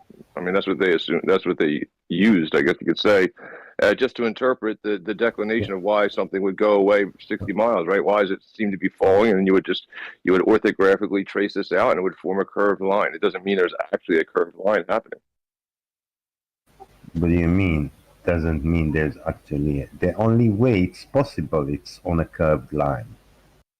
If you have something that's above you, and as you back away 60 miles, and it keeps on going down 1 degree as what you can measure with your tools, 1 degree, right? And it's going down in front of you, right? Like you're watching it straight on go down 1 degree every 60 miles. You stand to the side orthographically, you draw that out, you plot that out, you draw a curve. It doesn't mean it's actually curving, it's just falling down, straight down in your view. However you want to interpret it is up to you. Yeah, so you say without assuming anything about this light, everyone on flat Earth will measure 1 degree per. Assuming the only thing we need to assume is that we see the same thing, but this same thing doesn't follow geometric rules of a surface. It seems. I mean, where It has no height and it has no distance, nothing. It just appeared to present itself as 60 nautical miles per degree. For reasons. Reasons, yes, good reasons. Yeah, because it's perspective angles. It's simple. Just like when you drive down the road, you know how everything just unfolds perfectly in front of you? Same way, like if you move away, everything compresses perfectly as you back away. Right. Same thing. You're just measuring from one location. You go 69 miles to the other location. Your angles to the sky, your angles to the ground are completely different than it was at the previous point, and everything, all the sky compresses into that point. You get the same angle every time. Just like when you just move forward and backwards, everything unfolds perfectly even. Everything compresses perfectly even if you move away. What does it has to do? What does it has to do with the horizon if you measure 80 degrees? No, it's the way you see your field of view. You have a center. Right. Everything compresses to it when you back away. Everything expands out from it when you move towards it. So, and it moves in perfect rhythm, which gives you the same angles because you're as long as you're staying at the same elevation as you move. Where those angles meet the sky and the ground are completely different. When you move away, so everything compresses perfectly in nice order, and you'll end up with 1 degree every 69 miles because you're measuring it from your perspective. I wasn't done, Chike, and you were trying to interrupt me. You will never be done. I heard you. Because I was trying to keep going, but I had a train of thought. You love to keep your perspective angles, but I said at 80 degrees. Do you have any idea how high you need to look at 80 degrees? Would you be able to tell the difference between 80 degrees and 90 degrees with no instruments? Would you tell where if I had, let's say the ground is 0, the sky above me is 180, 90 is straight out. If I drew an 89.9 degree angle to the surface, would you know where that was at compared to an 89 degree angle or an 88 degree angle? No. Gary, you're looking at a star that I know measured to be 80 degrees. Can you tell me you can estimate what at 80 degrees is and how much horizon you see? I can measure the sun. How much horizon you see, Gary? I can measure the sun in relation to the horizon, and measure the angle and know that it's 1 degree or 69 miles per degree. Gary, again. Because it works by perspective. Again. Just like perspective. How much horizon do you see when you look up 80 degrees? Simple.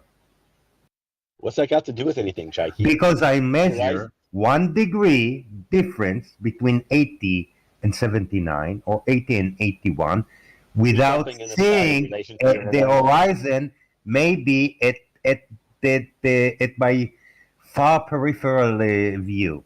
What are you talking about? Compressed where? Compressed where? If you're measuring, let's say you measure something at 70 degrees up in the sky, right? What are you measuring that 70 degrees to, Chike? Plum. 70 degrees what? Plum. What are you measuring? What's the relation to? Plum. To the horizon, Chike? Plum. You said what it measuring to. You asked what I measure it to. In relation to the horizon. Why you bring the horizon when you asked me a question and I answered? No, I said plum. Chike. I all said your elevation plum. angles are I said to plum. the horizon. Now that's what we were talking about. That's what we're talking about today. Flat earthers understand our model and tell us what we need, what we claim in our model, not what we do, not we say we do, but what they say we should do. I don't even understand you, Chike. I don't think anybody. You asked me how I measured the angle 80 degrees, and I said told you relative to plumb. No horizon in sight at all. I don't know where it is. Oh, well, then you're just doing it backwards. That's all. It's still backwards of angle. what? Backwards. You're measuring so you're measuring to straight above you to the star, right? Yeah. Where is the compression angle? Because straight above you is one thing. Stars are parallel over the Earth, so you're measuring the angle to the star in relation to overhead.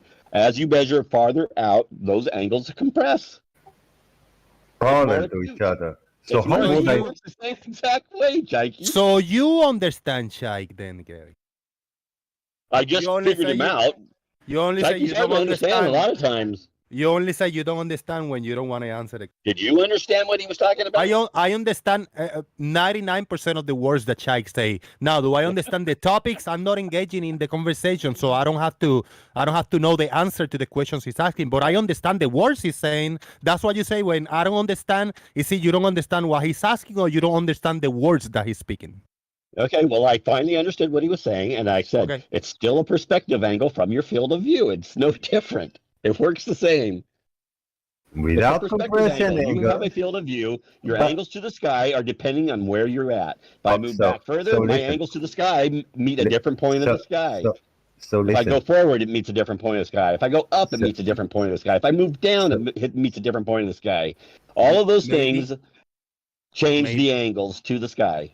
So if we can hear when Chike speaks instead of talking over what he's saying, maybe we can understand him better. No. To be fair, he was talking. It was just not shutting up. So the compression angle to the horizon, if you measure with the horizon, should be less or more than the compression angle that we measure against vertical, because that's to the other side. So we should measure one angle when I measure against the vertical, and one angle when I measure to horizontal, because to vertical it's much closer to the vertical 80 than to the zero of a horizon. It's below zero.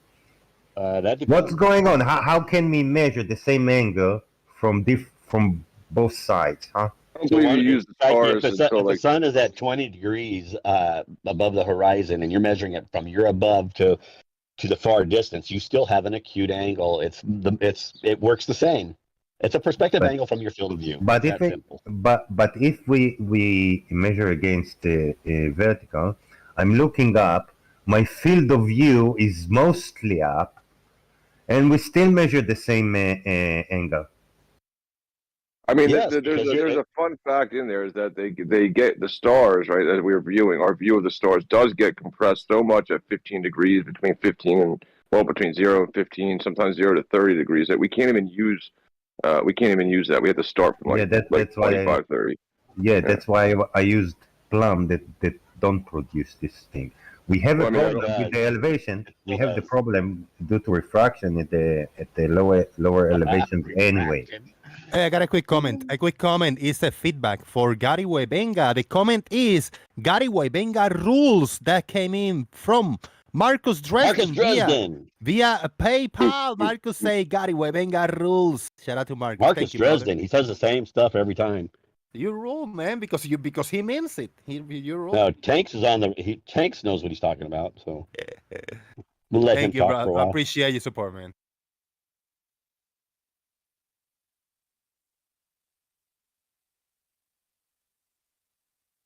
Good time. By the way, because of the same way that compression happens with stars, anything near the horizon is the same reason why the EQ mount doesn't accurately track anything to the horizon. I mean, it tells you right there in the name. It's an equatorial mount EQ. It's using a celestial sphere, half a sphere, a dome. It's telling you it can only work based on half of a globe. Just in the name alone, it tells you. It doesn't work on a globe. It works on a hemisphere, equatorial mount. And when they track when they do their tracking for taking pictures, they use only a certain portion of the sky because otherwise the angles start messing up. Yeah, so it's like, where does like in Chike's idea is like, where does perspective end or start, and the globe begin? He excludes it. He pretends it doesn't exist. Yeah, like it would be pretty difficult to maybe not impossible, right? But it would be pretty difficult to try to quantify that. If That's both probably things why were they going on. avoid it. Yeah. If both things are going on, but we know one thing is going on, like provably, everybody objectively, subjectively knows that they are, affected by perspective. So we know that's going on. That's a fact. Yeah. We can take railroad tracks, turn them on their side. They do the same thing, whether it's on the side, they all compress towards the center. Same with the sky, same with the ground. You're just closer to the ground, so your angles to the ground reach a limit before the angles to the sky. That's false. Perspective, it's simple. Well, no, they don't compress to the center, because Sure if you look along the line of one track, they compress to the track. Well, yeah, but if you're standing right in the center, they both compress to the center. You know what I was talking about, Chike. Yeah, if you stand on the left track, the right side will compress towards the Yeah, you failed to mention it. You towards your failed to line of mention sight. it. Everything will compress towards your line of sight if it's moving parallel to your line of sight. I know what you said. It works in all directions. Yeah, but why did you choose the center? Well, It is funny that you said. It is kind of funny that you said that. Chike pointed that out, or used that tactic, I should say. That's because the center is relative. So when people will say, "Look, the horizon is dropping from its center," right? There would be the same tactic as standing to the left of the train tracks and saying, "Look, it's dropping from its center."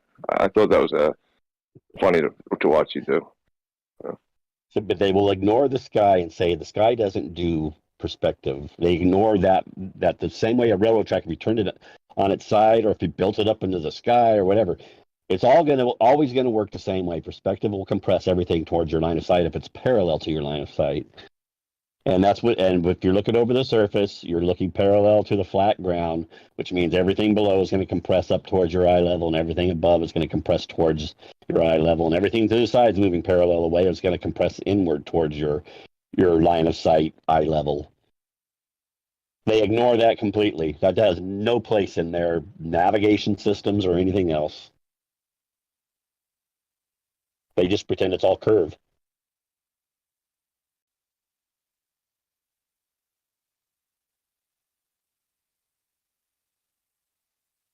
Hello, motherfucker! Sorry, needed to say that. I just thought about the GIF. Little kid.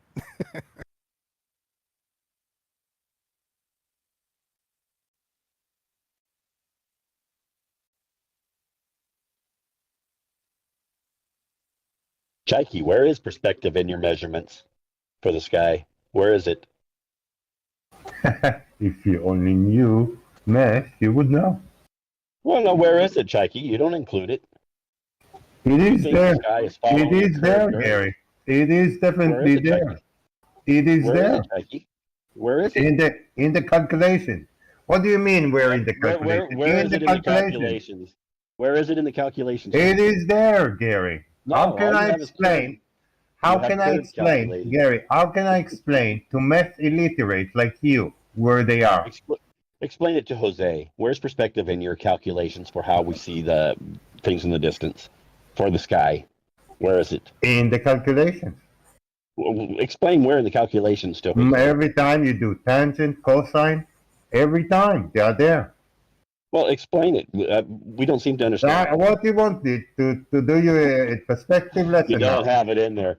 Hey, Chike, I don't have it, huh? What's your calculations for why railroad tracks appear to slant upward in your field of view towards your eye level? How do you express that in math? How do you express that if you're standing in the two rails, that they appear to slant upward and inward? What? Damn.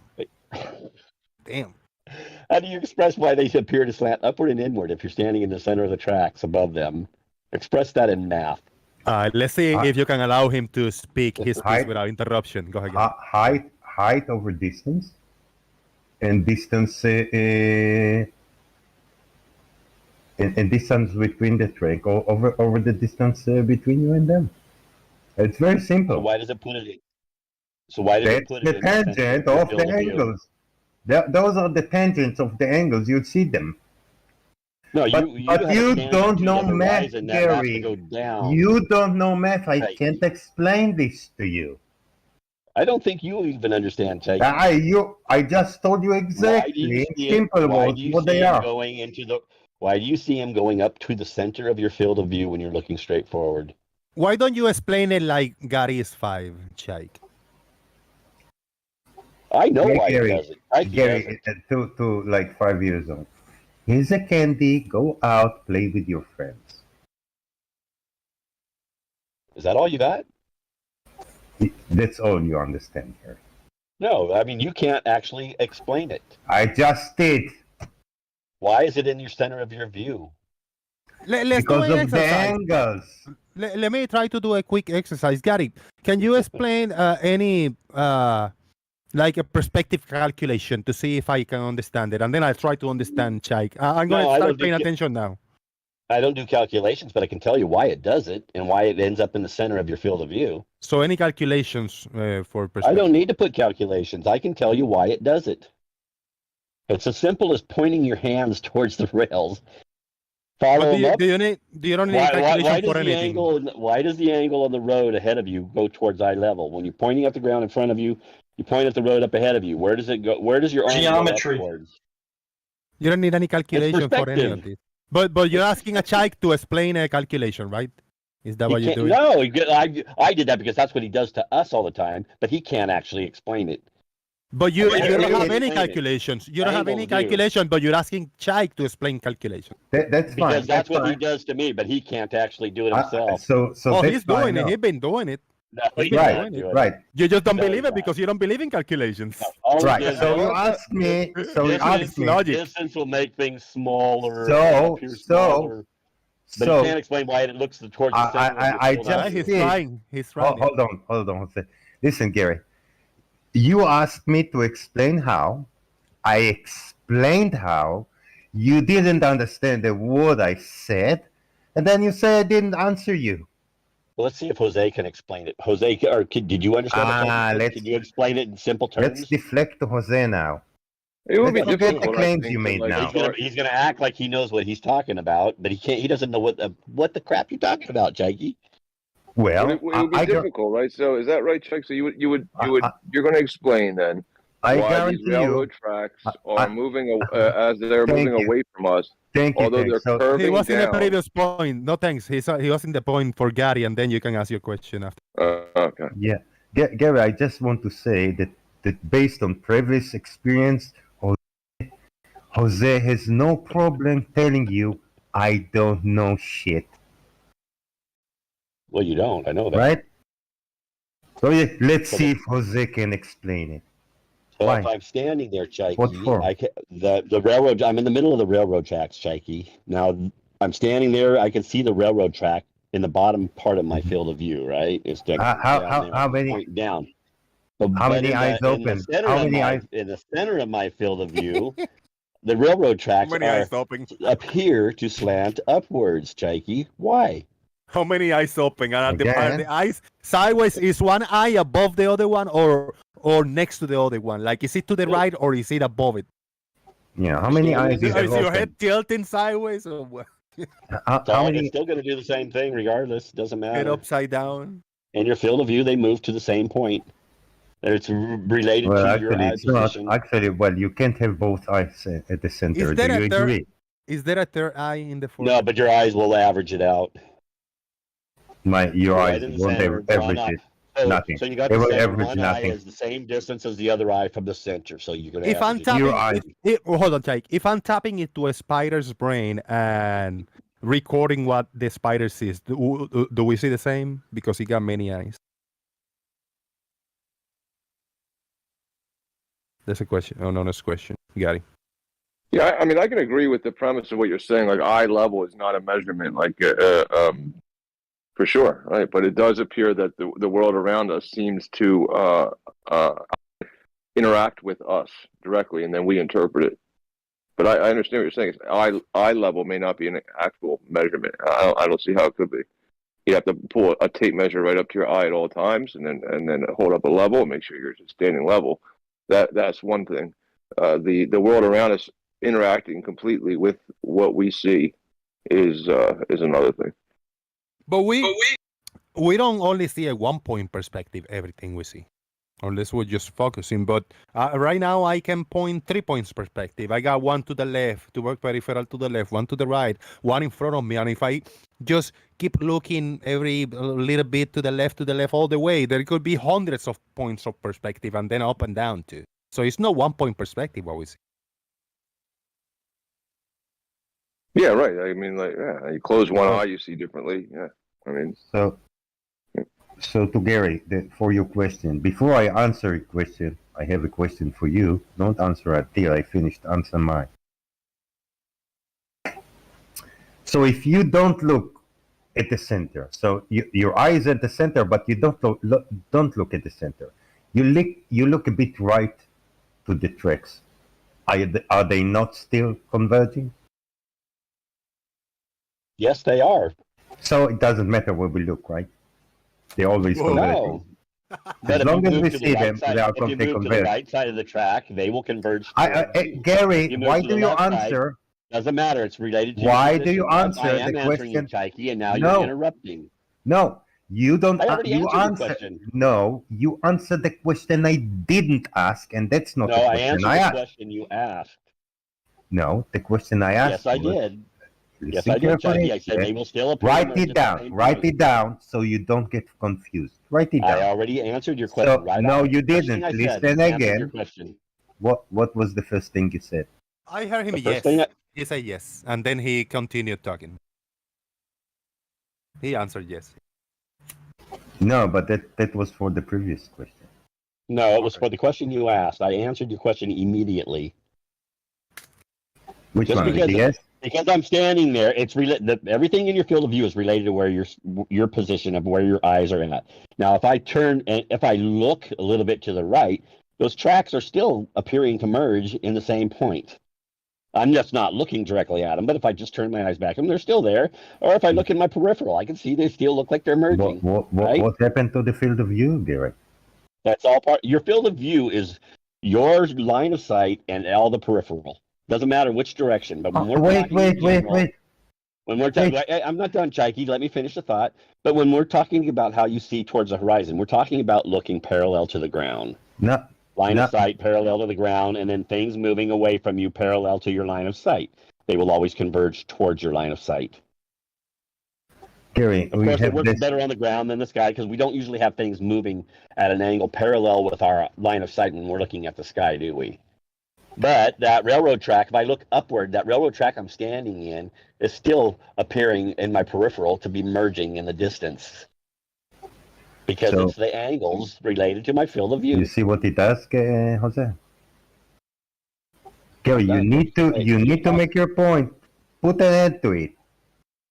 Okay, well, you ramble on quite a bit too, Chike. No, not half as you. You also interrupt a lot because even Blue had to tell you. Because you don't answer my question. That was fair. Let's try not to steer a lot because Gary made a good point. I mean, many good points. Now Chike should have. No, he didn't.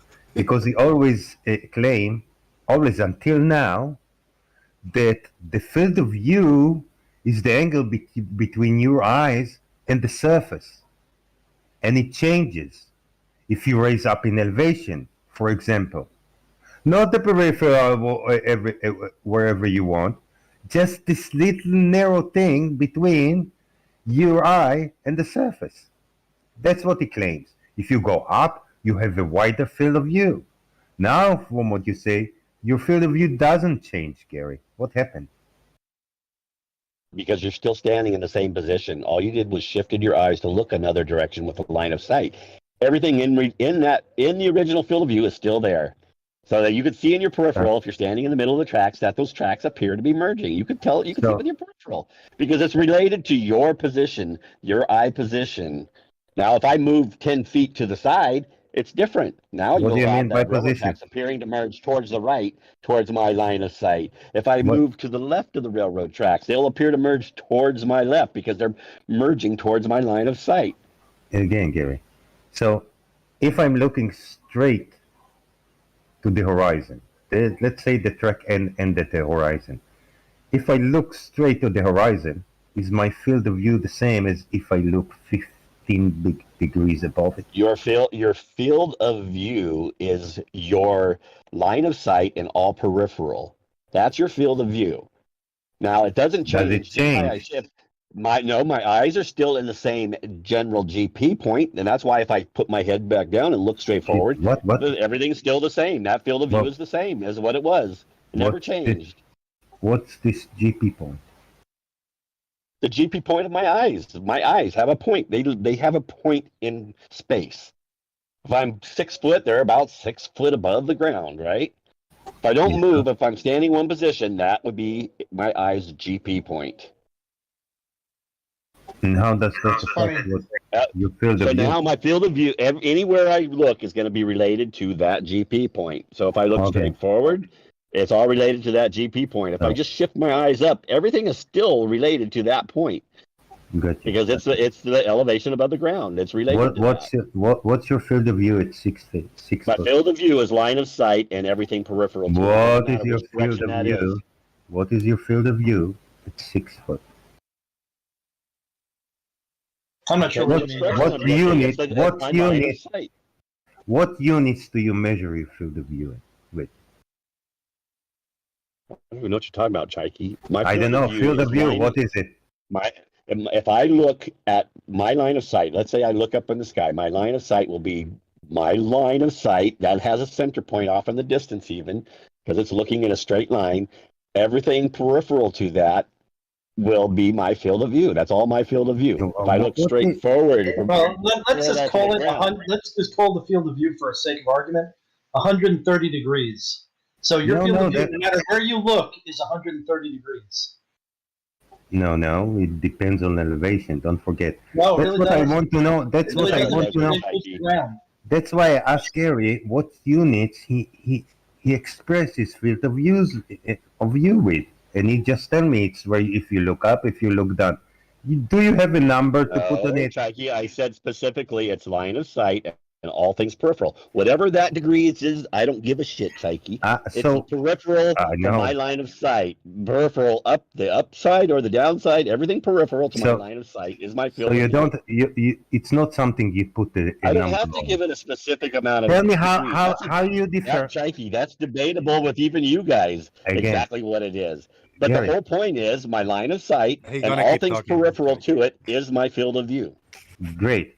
So if you can put a number of it, how do you tell if you have a greater or smaller field of view? What you compare? I don't have a greater. I don't have a greater one or a lesser one. It's always the same line of sight and all things peripheral to it in your. That's your field of view. Doesn't matter which direction you're looking at. It's always going to be that. You peripheral said it depends. Related to your line of sight. You said it depends on your elevation from the ground. No, your elevation, it will change how far you see distance to the horizon. That's all, because it gives you a different angle. Your peripheral is all different because you changed your angle. You changed your height. So now my peripheral, a 45-degree line down to the ground when I'm standing there is right in front of me. When I'm 100 feet up, a 45-degree angle to the ground is quite a bit ahead of me, right? So very quickly, hold on, Chike, very quickly. I just want to say that. Peripheral. Hold on. Sorry. I just put an image on screen. Hope you don't mind, Gary. It's a picture of you looking at the world as we know it. I hope you don't mind. Just saying, just to have something in the back. Go ahead, guys. Are the ears to scale? The ears are to scale and the eyes are to scale.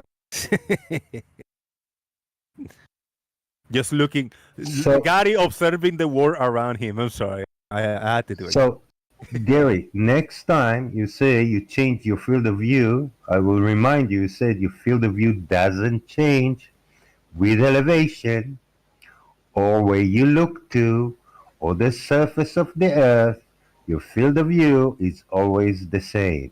That's what you said? What I see in that field of view is not the same, though, Chike.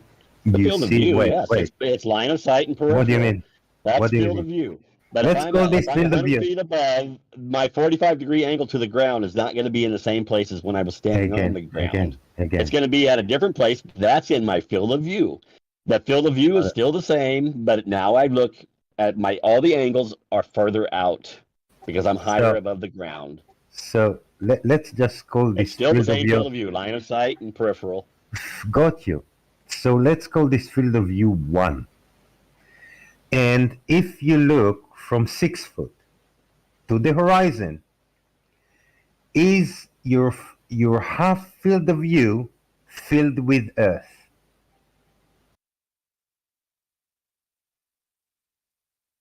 I don't know what you're even saying, Chike. You have a field of view, or you have a field of view. You look at the horizon, straight to the horizon. Yeah. Half of your field of view is above, and half of your field of view is below. So it doesn't matter which elevation you are.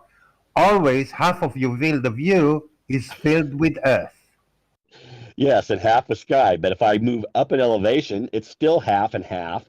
But my depth is way further out, Chike. I don't care further out. I am talking about the field of view. I just want to clarify. Chike, field of view is always the same distance, but it's got the same, it's line of sight and peripheral. Now, if I'm up higher, how I see that, what in my field of view is completely different if I'm higher or lower. Yeah, but it's always all Earth below.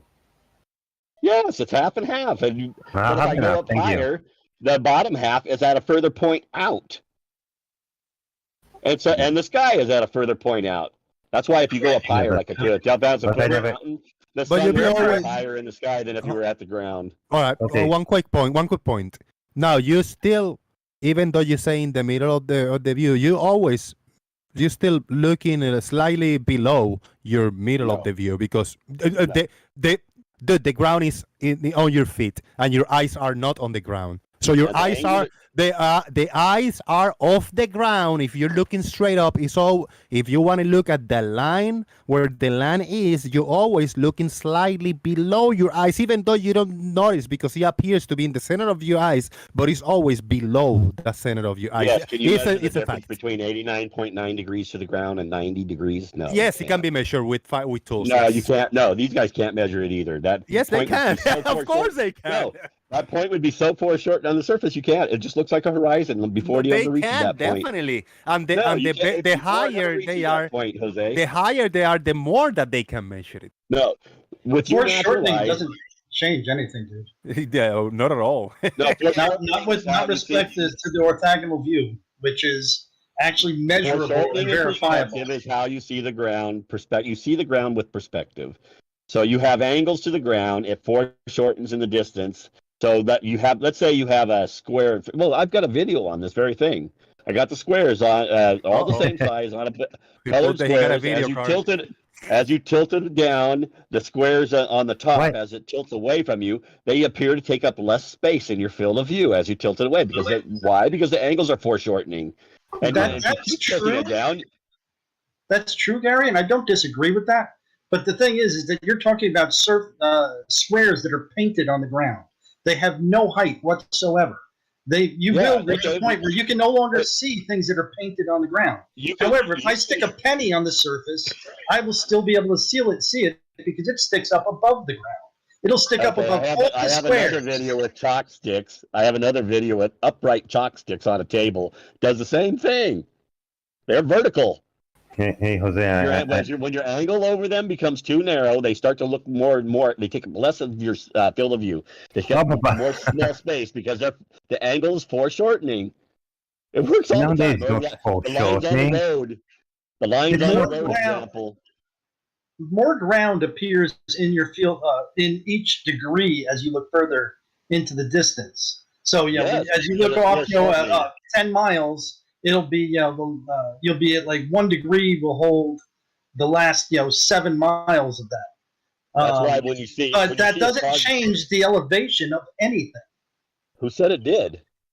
Well, if you're talking about elevation, the position where it sits in your field of view, the ground will never block anything. It doesn't have to. You just simply it compresses into that field of view. It just becomes too small to resolve it separate. It does not. It does not. It does. We've got the video. You saw my video with the boat with the red bottom. It the does red not. bottom is the first thing that you couldn't resolve, but you could still see the top of the boat. And the turbines with the yellow portion. The point of your videos, you're explaining. The point of your videos is when the camera is not zooming in and in the process of zooming in. You're explaining what's happening in the process of zooming in. Your videos are not explaining the actual point is when the image is already visible, not needing to zoom in or out. Your explanation for the videos, your explanation for your videos is as the images go in and out. The image was already zoomed in because you increase the focal length, you decrease your field of view, so all the pixel space in your picture now is available to represent that little tiny field of view when you increase the focal length. Of course, when you back off, you got a bigger field of view, and now that thing decreases in your field of view because it takes up less your and less videos space. are explaining your videos are explaining that effect as for us. And your it showed that the field of bottom view became and the unresolvable before the magnification top. and the zooming in You got and zooming numerous out. ones. That's what you are explaining. You're not explaining how I figured this why out. the objects are missing the bottom part when go behind the curvature of the Earth. They don't explain They it weren't at behind all. the curve. It did it without any curve. The picture was zoomed in on before it backed off. So there's no curve involved whatsoever, Jose. And it was not going behind any curve because what you were recording was the effect of the cameras, was the effect of the cameras as it zoomed out and you lose and the pixels change and you got all this compression and all kinds of bullshit going on with the optics. That's exactly what I said. Nothing to do. The compression of the pixels changing. That's what you are explaining, the effects of the optics of the camera. You're not explaining the effects of things going behind the curvature of the Earth. It wasn't going behind the curve. Exactly and he never lost anything from the bottom up. What we lost was information on the optics on the camera. Oh, that's all we lost. The information of the camera. The exact same thing. That's why. No, they do not. But it's never done that at all. They do not. That's just simply angles. Angles compressed towards center. No, it doesn't. Everything becomes foreshortened. We've seen it does not. You can see it on the lines on the road and ahead of you driving down the road. It doesn't happen. I can see all the yellow lines on the road, but in the distance, I can't see the lines at all anymore. When I'm zooming at objects that are already missing the bottom half, when I zoom in all the way, and you say, when you zoom in at your boat and you say, you see, it's not going behind the curve. Okay, let's see at this video now, when the bottom of the boat is so now behind the curvature of the Earth. How are you going to bring this back? It is never going to come back. It's just further out. It's just further out. You want a rubber band diagram or something?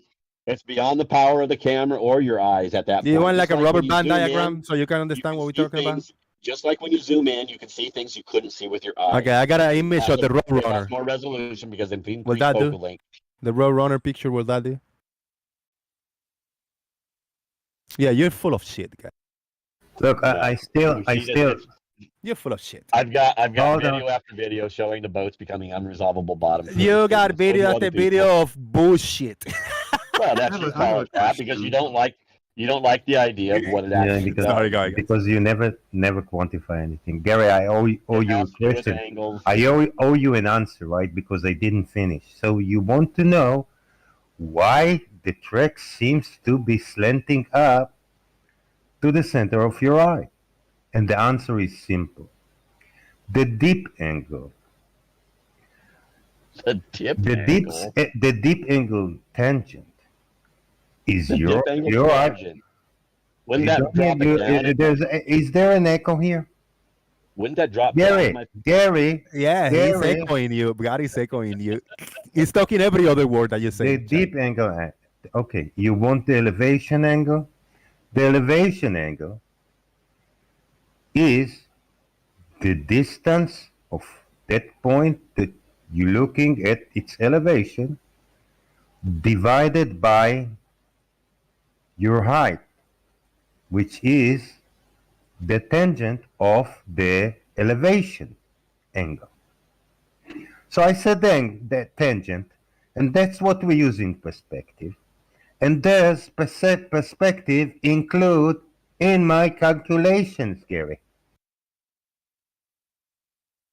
Now you understand where this perspective is?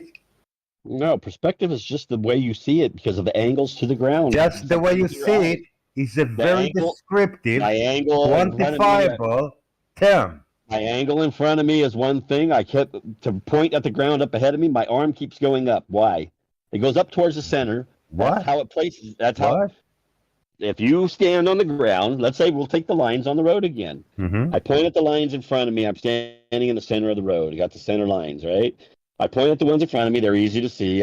Now to point at the ones in the distance, I have to raise my arm, right? That's what's those angles are what's placing things in my field of view. And so the more in the distance, the more it goes up towards that line of sight, eye level. And the same with the sky. The sky does the same thing. Same with anything moving parallel away. Like if I'm standing. What's the point, Gary? What's the point of what you're saying? It has to do with the angle subtended to your eye. It has nothing to do with. I did say. I did explain to you exactly how to find this angle. I did explain to you how I calculate this angle. You can't calculate those things all the time. Oh, for fuck's sake, Gary. Yeah, you did. Okay. Okay, Gary. Back to school. My visual angle there is more towards my middle of my field of view. I point my arm up. I follow the tracks. I just follow them, and it goes up towards the center. I take the sky, I follow it down. It goes towards the center. I take the railroad track to the right of me. Off in the distance, I put my hand as I point to the rail. It goes inward towards the center. As I do the left, it goes inward towards the center. I know. Everybody knows. You don't need to repeat it, Gary. That's why I say. How do you call this? I don't know how it's exactly. That's what puts them in your field of view. I don't know how exactly it is in the US, but here. You go from elementary school to what we call the lower division.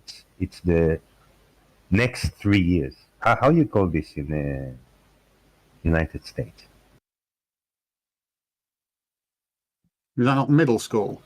It's middle school. So that's in England. An English person is answering that, so probably not the best thing.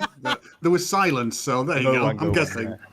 Okay, let's say middle school. Go put yourself again in middle school and come back to us, Gary, when you finish successfully this time math. Okay? There's no math needed. No math needed. Angles. You want angles. We do angles with math, Gary. You don't have to measure them to know that's what they do. We can quantify things exactly, not like Gary says. It's the angle to your eyes, subtended.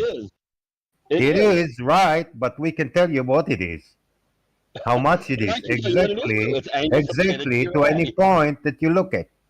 And that's why perspective, when it comes to elevation angles to things like the sun, you're measuring them to your high level horizon, right? So what again, you see in the center, you're not measuring it to some low point in the distance. You're measuring it to what you see in your field of view at center. And that's why the angles will always be perspectively the same when you move. If you stay at the same elevation, and at sea level, it will be 69 degrees per 1 degree per 69 miles. That's right. Because you're taking your horizon. You know, Gary. You're measuring to that. You know, Gary, ignorance is a bliss. And that's why Bob earlier wouldn't answer the question. He knew exactly. Ignorance is a bliss. I'll give you a link. And you measure the I'll give you a link. Versus the horizon. It's not going to be the same as if you measured the angle between them. The angle of separation from the ground. You talk a lot. Gary, you talk a lot. You say nothing. I'll give you a link. I'll give you a fucking. Let me finish one sentence. I'll give you a link to Effie Dogma's latest video. You watch it and you see why it's not on a flat surface. Why on flat surface you can never get the same distance per angle. Again, I told you what perspective is. Your field of view will unfold in front of you if you're staying at the same elevation. Everything will unfold at the same rate. Everything will compress at the same rate if you back away. Same thing with the angle to the sun or to the stars or to anything else. It's perspective. It's based on your field of view and your eye level horizon. I've got a question for you. So talk a lot. I've got a question for you, Gary. So if I have a 1 meter box that's like just sat on the floor and it moves away from it, does it decrease and converge due to perspective at the same rate that a 1 meter box would if it's above my eye line at the same kind of elevation distance from my eye line? Could you repeat that? So if I've got a 1 meter box, oh no, I'll tell you what. Let's say we've got a cow that is below my eye line, or its back is below my eye line, and it's walking off completely on a flat surface into the distance. It's going to converge into the distance, right, and decrease at a certain rate that we can calculate. Yes. Okay, so if that cow, let's just say, for instance, it's a floating cow that sits just above my eye line as much as the previous cow sat below my eye line, it will decrease, and it travels in the same direction, you know, parallel to the ground. It will decrease at the same rate as the one below, right, and just bugger off into the distance till it converges into my vanishing point. That's perspective, right? Not quite. The one at the top will take longer to melt into that perspective because everything's actually going towards the ground, or the ground's going up. It appears that angular separation between your eye and the ground appears to merge, right? It's not merging, but it appears to be merging. Well, everything is actually everything above your eye level is merging down to the ground. It's not actually merging to your eye level. It's merging to that ground line, which is just below your eye level, but you can't usually tell, right?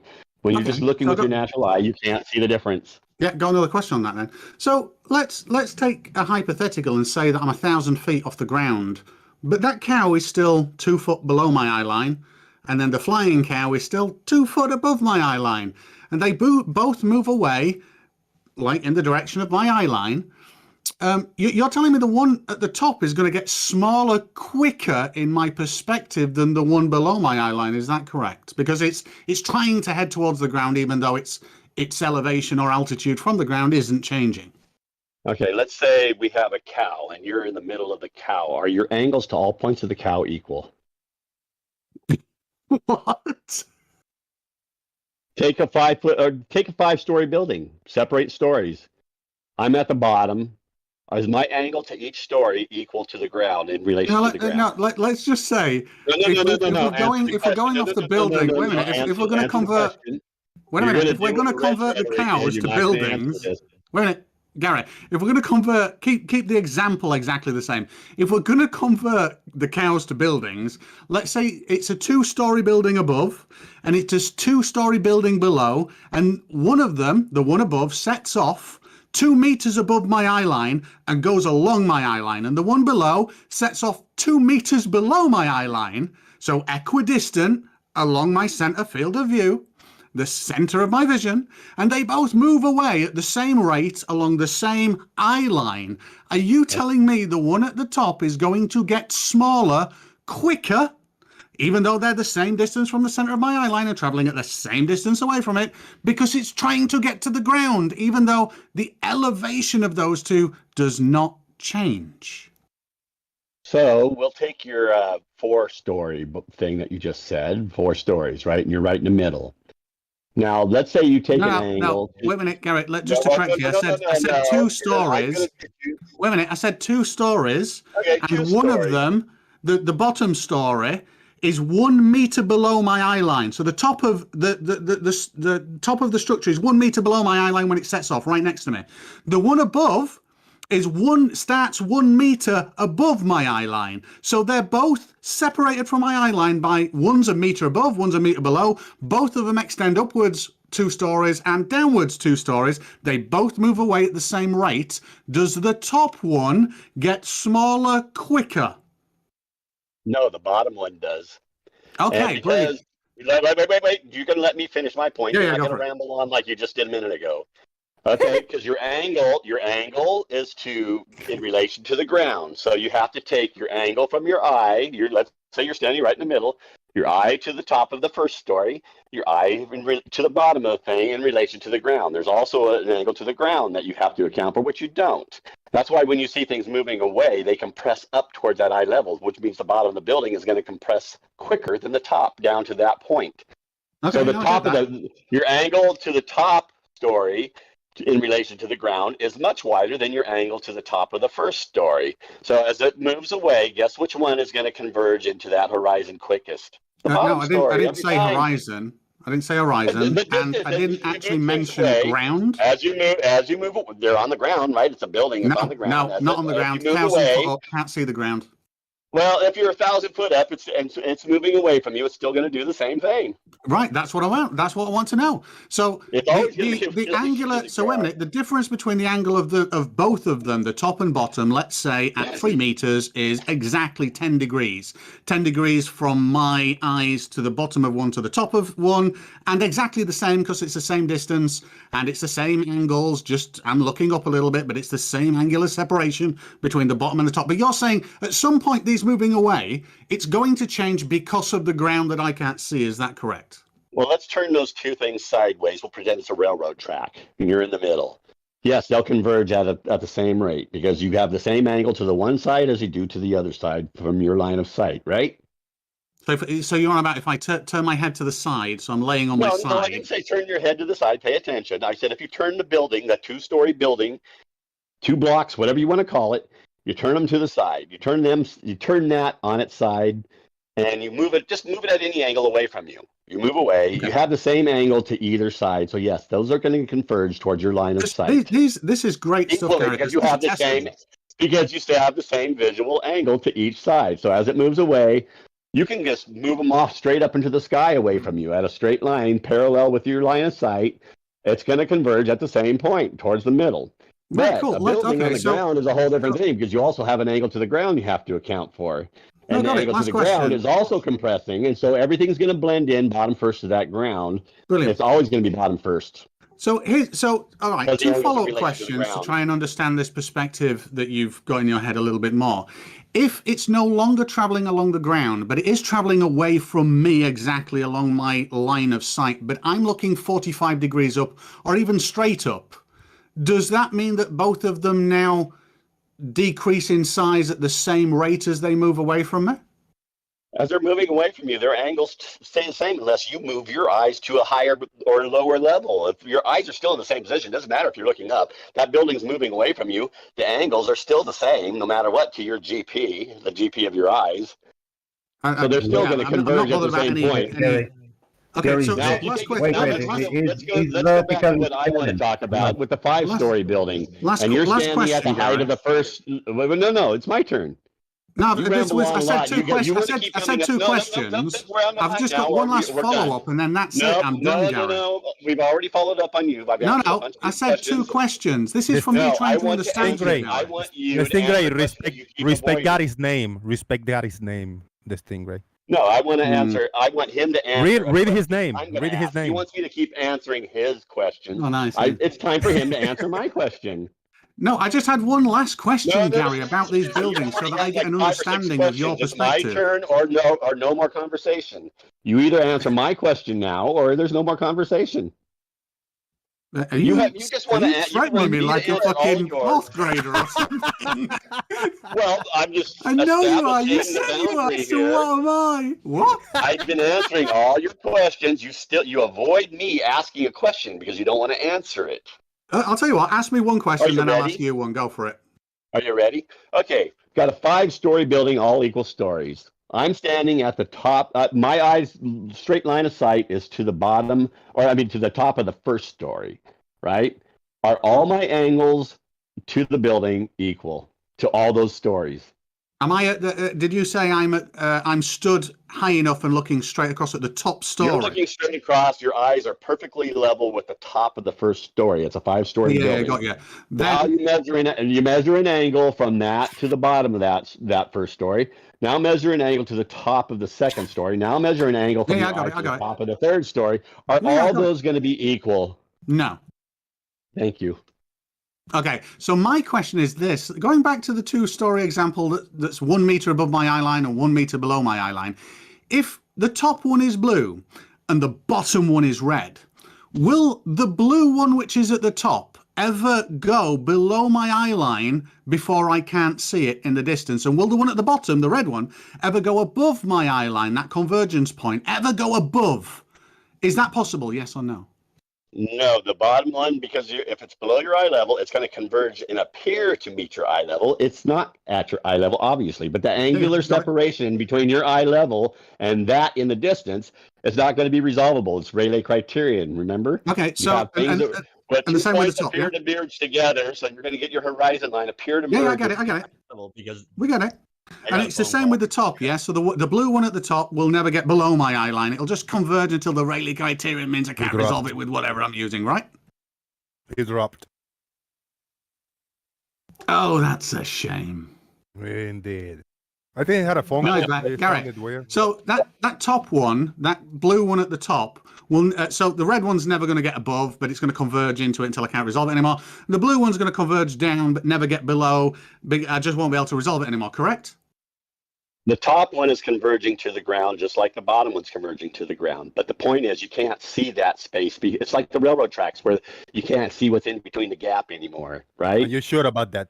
So it's wait a minute. So if I'm stood 1,000 meters high and I can't see the ground, it's converging to the ground, not the center of my vision, right? Is that what you're saying? Are you saying you can't see the ground if you're 1,000 feet high? Yeah, let's just say there's clouds and shit down below. I'm at the top of a mountain, lovely cloudscape. There's these two boxes that are traveling away from me. Are you saying that they're going to converge down to wherever the ground is?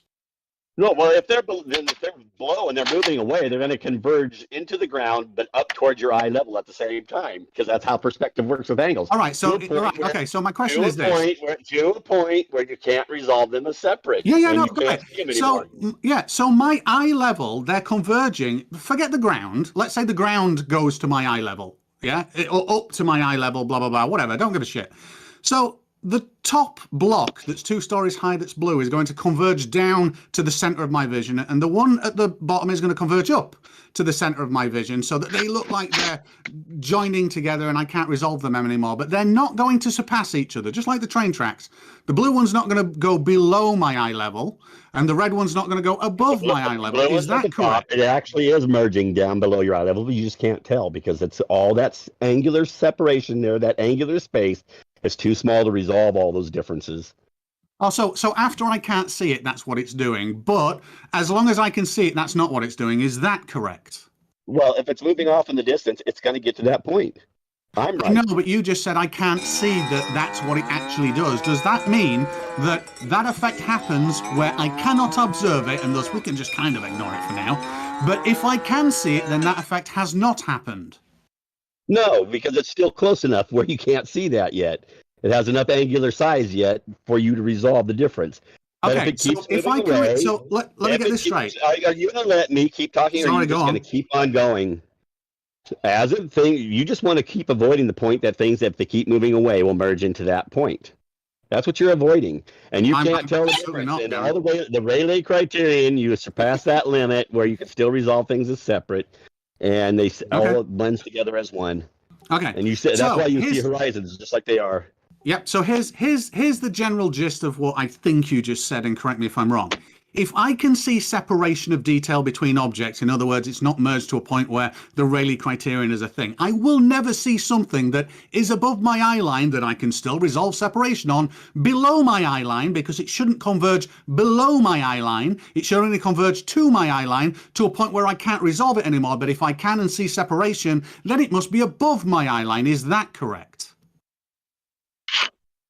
I rambled on. It was a little hard to understand what you were saying. I need to give a shout out. I didn't have many super chats today, so big shout out to Sean Smith. He said $10 super chat. Appreciate it, brother. Thank you so much. And he says, Gary, can you explain the Rayleigh criteria as we know it? Like and subscribe, you marvelous beans. You, marvelous beans, you. Shout out to Sean Smith. Thank you very much. Like and subscribe. Yes, it's when the angular space between two objects is insufficient, or Rayleigh Criterion is a limit where you can still resolve. So when you surpass that, it's the Rayleigh Criterion. What I'm talking about would be when the angular separation between two objects is insufficient for you to resolve them as separate, and you'll see one thing. Thank you for answering. Whether it's right or wrong, thank you for answering. It is right. And that's what happens. That's what happens with things moving along the ground towards that distance. Let me do the that shout out. goes Got it. compressing Let with me everything above it. let me finish the shout out. I should have done it. Thank you everybody for watching so far. We are like almost 3 hours in, but I'm gonna let it roll a little bit longer. I ate a few bags of expired hot chips, so I'm okay for another half an hour or so before I gotta go and cook me like a real something, you know. They were less than a year old. They were like 5 and 6 months old, so they weren't too bad. Thank you everybody. If you haven't hit the thumbs up, do it. I just got a PayPal by Martin. Big shout out to Martin. Thank you so much for the support. Good looking out, brother. Thank you to everybody who have supported the channel so far, for the super chat and just for coming in. There's a Discord link in the description box. If you guys are not part of the Discord server, those watching and listening recorded, please click and join and be a part of the show when the show is live. Boom. Carry on, guys.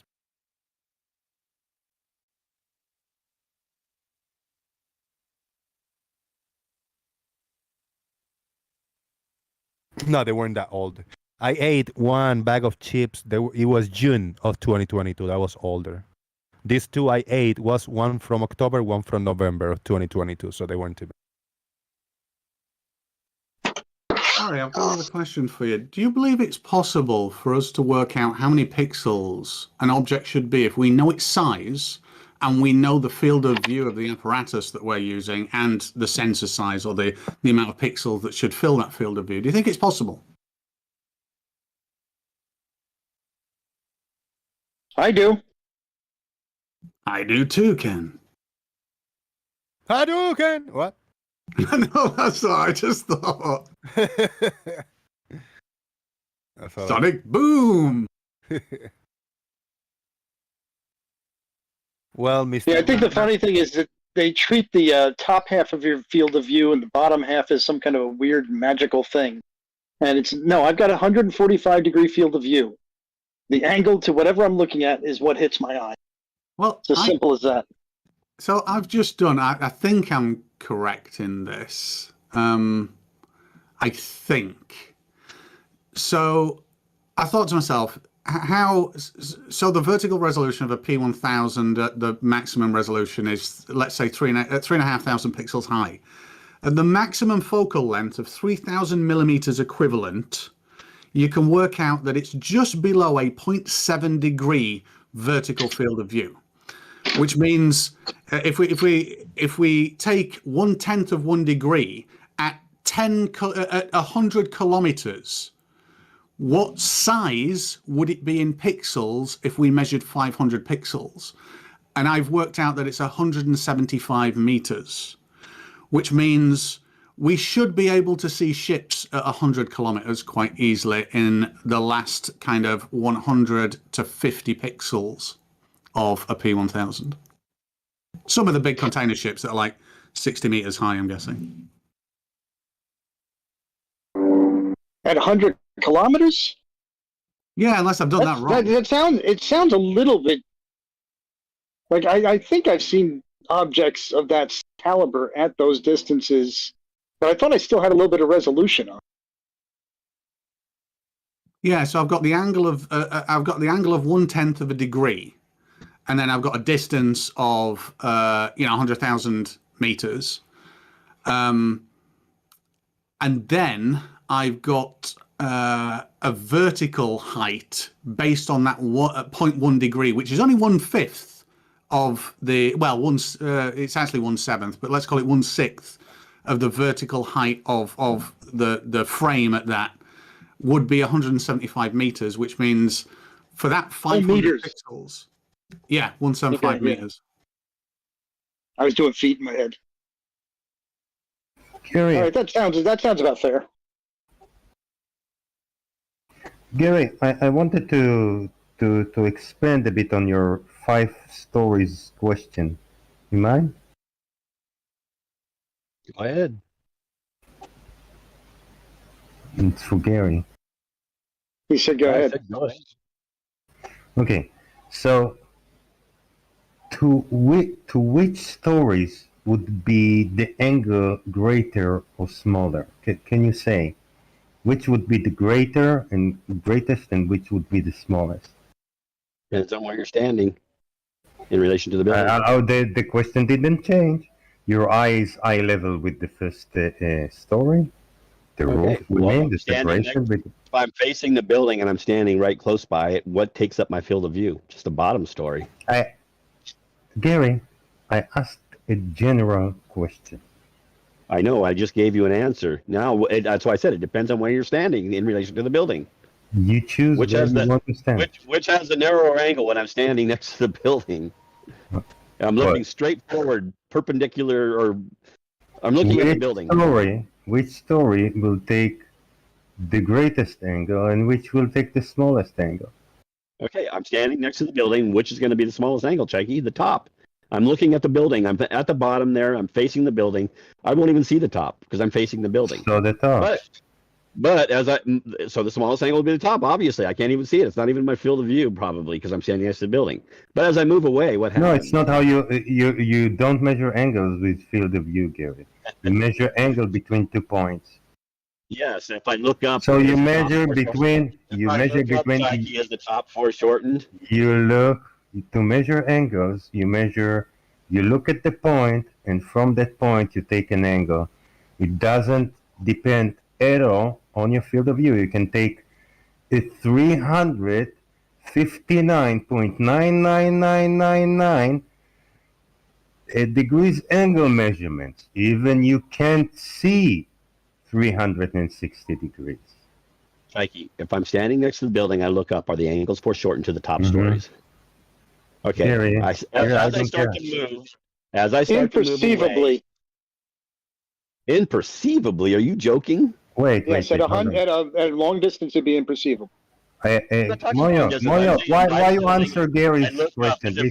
I'm sorry. Are those angles going to be very tiny?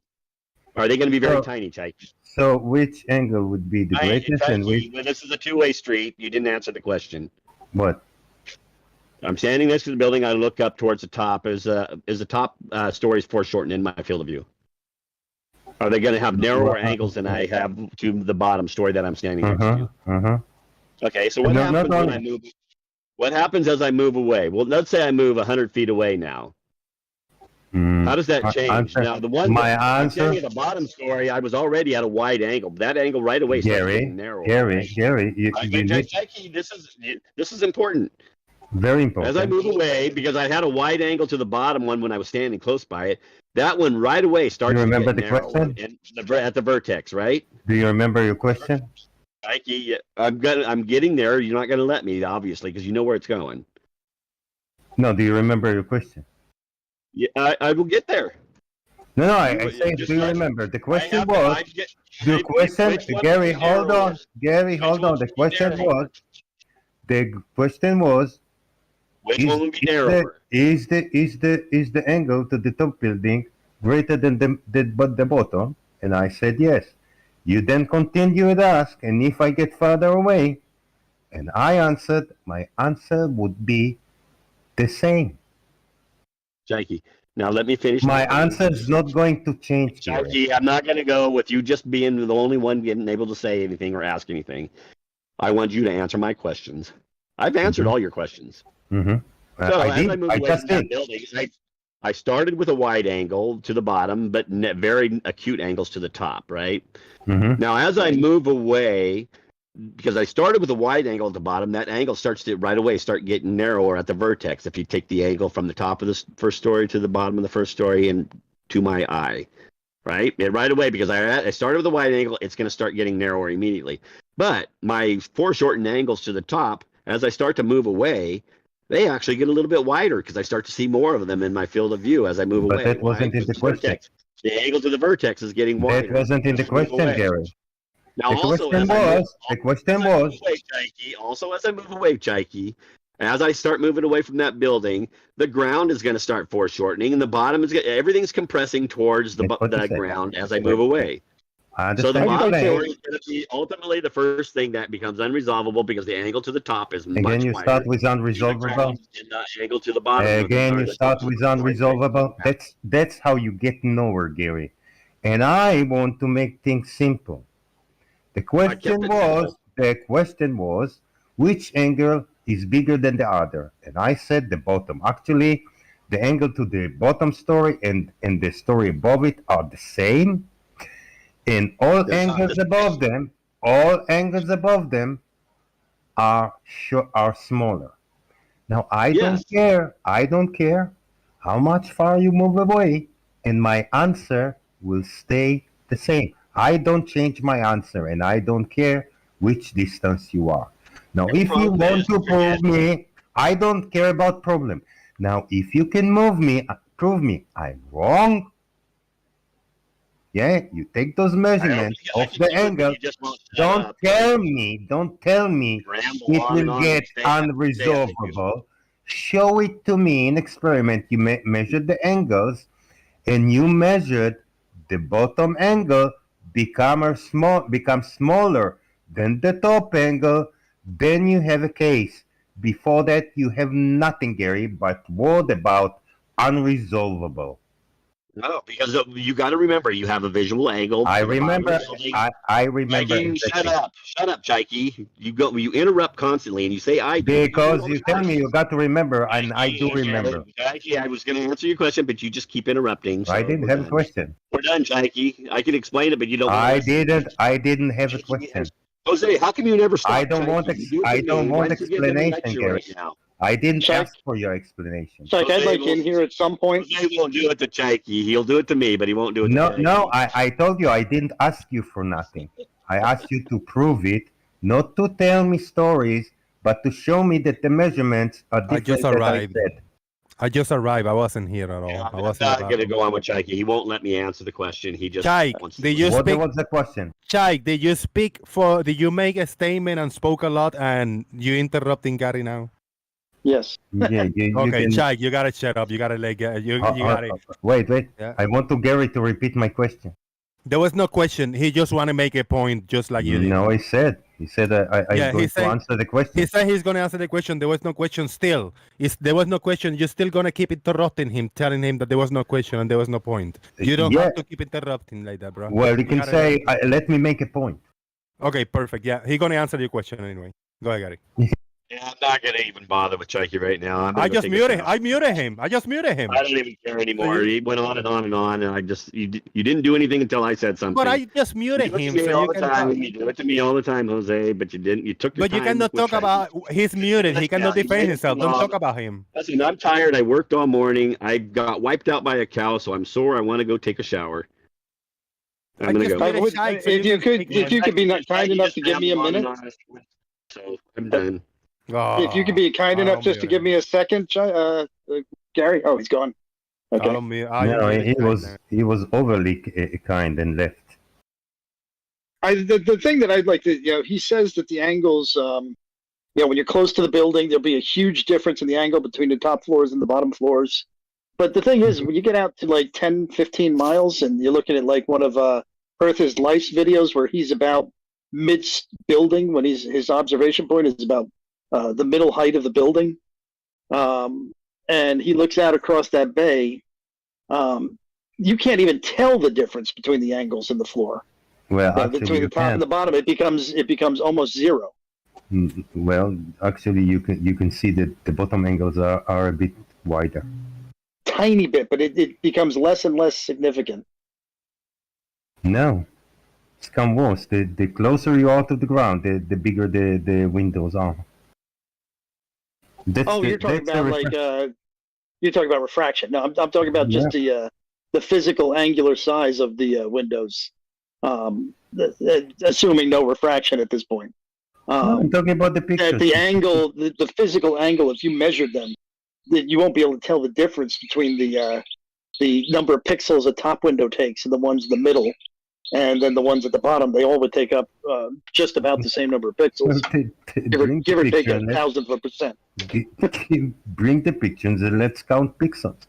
Guys, let's do a quick switch and give this a try. Brian Mabbett is sitting here for a while. This is the time he already probably had his dinner, and you've been listening for a bit, Brian Mabbett. You need your thoughts on the whatever you were listening, if you were paying either attention.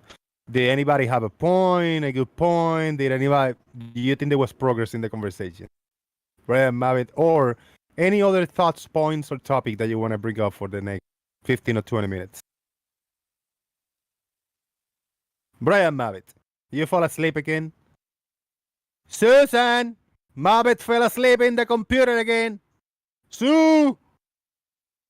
Sue! Oh, man.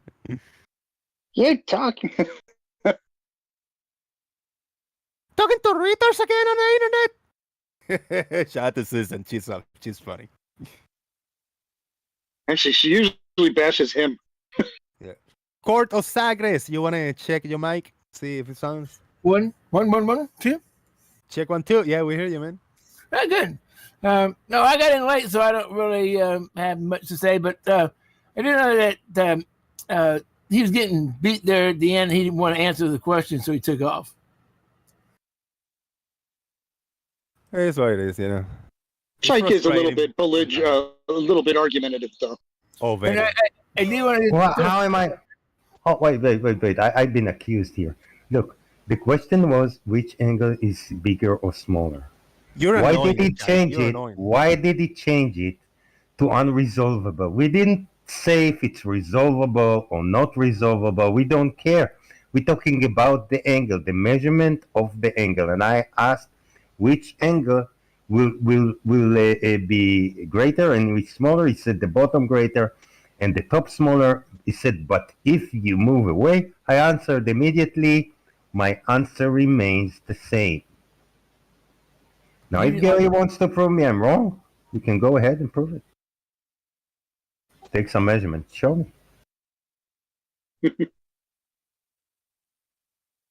Do you think you can get away with the way you talk to people, Chike, because you have an accent? Wait a minute. Everybody has an accent. I don't have an accent. I don't. You have an accent. I'm the only person without an accent in here. No, that's me. I got no accent. Ask anybody from the other side of the pond to see if you got an accent. Everybody will say you have an accent. They're wrong. I know. I'm telling you. I don't have an accent. Oh, wait a minute. I just want to real quick. If everybody hasn't heard about what's happening in Montana, they're passing a bill to change the way science is taught in schools. Hold on. Court. Yeah. Hot mic. You mute yourself. Who? Court guy. Court of Sagres. No, I don't think it was him. Yeah, it was him. Was it an airplane? Because I got an airplane flying by. What was this noise? It might have been my feedback here. I don't know. Maybe. Sorry. Something about science in Montana. Yeah, Montana's passed a bill that in the schools they can't teach anything that's not fact and science. It can't be anything about a theory or anything that's going to be challenged or has another possibility to it. Everything's got to be just cut and dry. No theories, no. What? Well, since there is no science that isn't theory based, that means they can't teach science. That's not right. But they're science. Well, they'll have to close school. Well, they can teach math, science, those kind of things, but they can teach how you call it physical science. If it's facts, they can teach it. No. There are no facts. Yeah, Not a single fact in the world. Science, politicians don't know that. Well, they should go to school and learn. Or they should just let the teachers do their job. But if they did, they wouldn't be politicians, right? Right. Although, is this actually happening, or is this just something that somebody's proposing? No, well, it's actually they're getting they got a couple of days to fetch somebody to come in and fight it. But last Monday they passed it. Okay. Early. But the kids don't like it. Teachers don't like it. The colleges don't like it. No, you've just eliminated all your kids from the employment pool. And from No. They just cut at least in half their tax incomes. Well, any of the what was that the classes called the math, science, engineering, or whatever. STEM. Yeah, thank you. They will become the working labor of United States. Everyone that can will leave, and they will be left with those who can't leave, and make them stupid. So Montana cancel science classes. You can cancel Montana. You can cross it off the map. Well, I'm sure that they're going to allow science classes, but it is a very open law that anybody can challenge anything. Well, maybe the teacher You can challenge whether water boils. Well, maybe the teacher will have to say a disclaimer that these are theories and not facts. No, see that's covered in what they can and can't do also. Oh, that's good. Then they can teach science as long they say it's a theory. Well, surely they can teach maths, right? Because that's not open to interpretation. Maths. Right. I don't consider math a science per se. I know it can be, but the sciences are your physical sciences as far as I'm concerned. Well, I mean, maths is involved in a lot of things, isn't it? Including all. It's a language. Yeah, it's a language. Yeah, but it's not really open. They can teach natural sciences. Right. No, because everything in there is a theory. What? Birds and bees having sex are a theory. Oh. But you said earlier on as well. Who was it? You said that there's no such thing as any facts. There's no facts in the world. That's Moyock. Pretty much the fact. Well, I mean, is mathematics not factual? I mean, like you said, can you like 2 times 2? Is that open to interpretation? Is that not fact? I mean, I think there are quite a lot of facts. Well, that's math, not science. Let's put it this way. Yeah, not in the sciences. Yeah. What I call science. I had the copy of the bill here. I'm trying to find it real quick.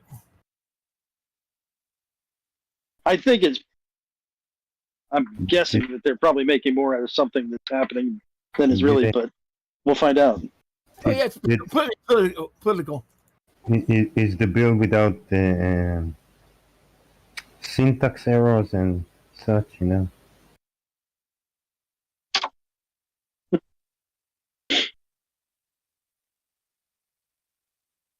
And what state is this?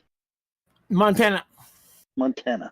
So don't tell me if your teacher stands up then and says that talks about the world being a sphere, which it is. They have to actually sort of declare that this could be open to interpretation or something, or there are other theories or something like that. I don't know. Jesus, yeah. It's as close to a fact as you can get, as far as I'm concerned. Yeah. You have to go to the absurd to say it's not. Yeah, exactly. Jose, what was the result of the first poll? The R and all of the above one. The first R was in second place, and the second R in third place. Wait, let's see the numbers. I'm sure you. I'm not sure. You have some trick here. I'm not sure if I post. I think I posted it here. I'm scrolling up and finding it because this is the results of the second poll. No, I never posted. And that's gotta be lost in the chat box because it was a long time ago. Let's see. Yeah, that disappeared. It's SB 235. SB 235. The third R lost. The first R was in second place, and the second R was in third place. And all of the above won. Something like that. Who's going to count pixels on Earth as Life's pictures? That's easy. No. Rumpus. Big shout out. If anybody want to hit me up on PayPal before we close down, to give you a shout out, I'll appreciate that. Thank you very much. We're about to get out of here for the day. Tomorrow, I'm going to do the food bank volunteer thing early in the morning. I'll arrive here at like at 2 or 3 p.m. So I might do a short show tomorrow in early afternoon for the UFC, the Ultimate Fights. Might do an hour or two of show on Sunday. Then Sunday I'll be here roughly at this time. Earlier, I'm like at 2 p.m. Florida. I see 10 or 11 people in the chat think they're special. I see going Bollapong. Shout to Ali B. I haven't seen Ali B in a while. The chat box. He came in like 2 or 3 weeks ago to do a quick hit and run. I don't know. He called us a name and left, but shout to Ali. He hung out in the chat box, chatting, having fun. That's what it's all about. Hey, he joined the server. Let me give him roles. If you want to jump in for 5 or 10 minutes in the voice before we go, that's cool. Want to jump in, Ali B, if you're listening, to check your mic to see if it works. It's in the YouTube live. Get a quick mic check, Ali, before, I'll let you roll 5 or 10 minutes before I wrap up the live. Somebody I show. haven't seen for a long time.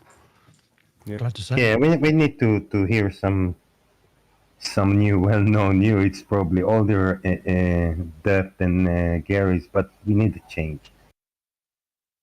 That's right, little by little. Just listening, yeah. So good. I'm about to, very shortly, move the text chat in the Discord. We're going to be in the daily nonsense. So I'm going to open that one. I'm going to close down the YouTube live. I'm going to leave this just one open for the live shows. And then you guys can stay here for as long as you want in the voice chat.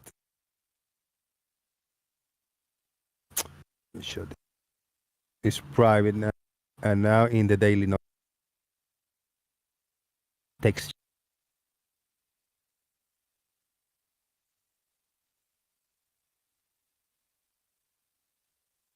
All right, actually, yeah, let's get out of here. Let's do final thoughts. Carl K, final thoughts.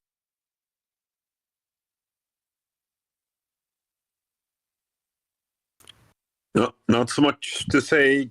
Good show as usual, Hosea, and have a good one. Thank you very much, brother. Good to hear you. Appreciate it. Chike, you have fun today, man. Final thoughts. Yeah, it's fun, First of all, Gary and Wabega fulfilled every prediction we made about him.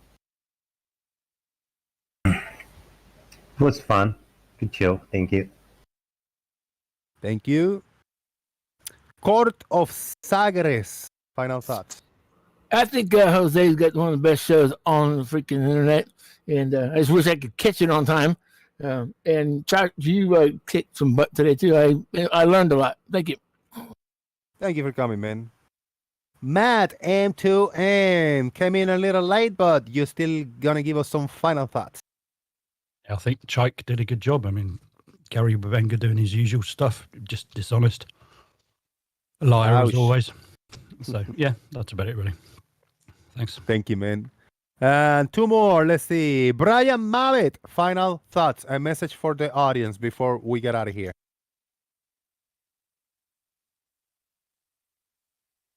And Ali B, final thoughts. A message for the audience. Don't believe everything the government tells you. We don't. You still do any live streams? You put stuff in your channel, Ali, or not too often? Not lately. Nah. I've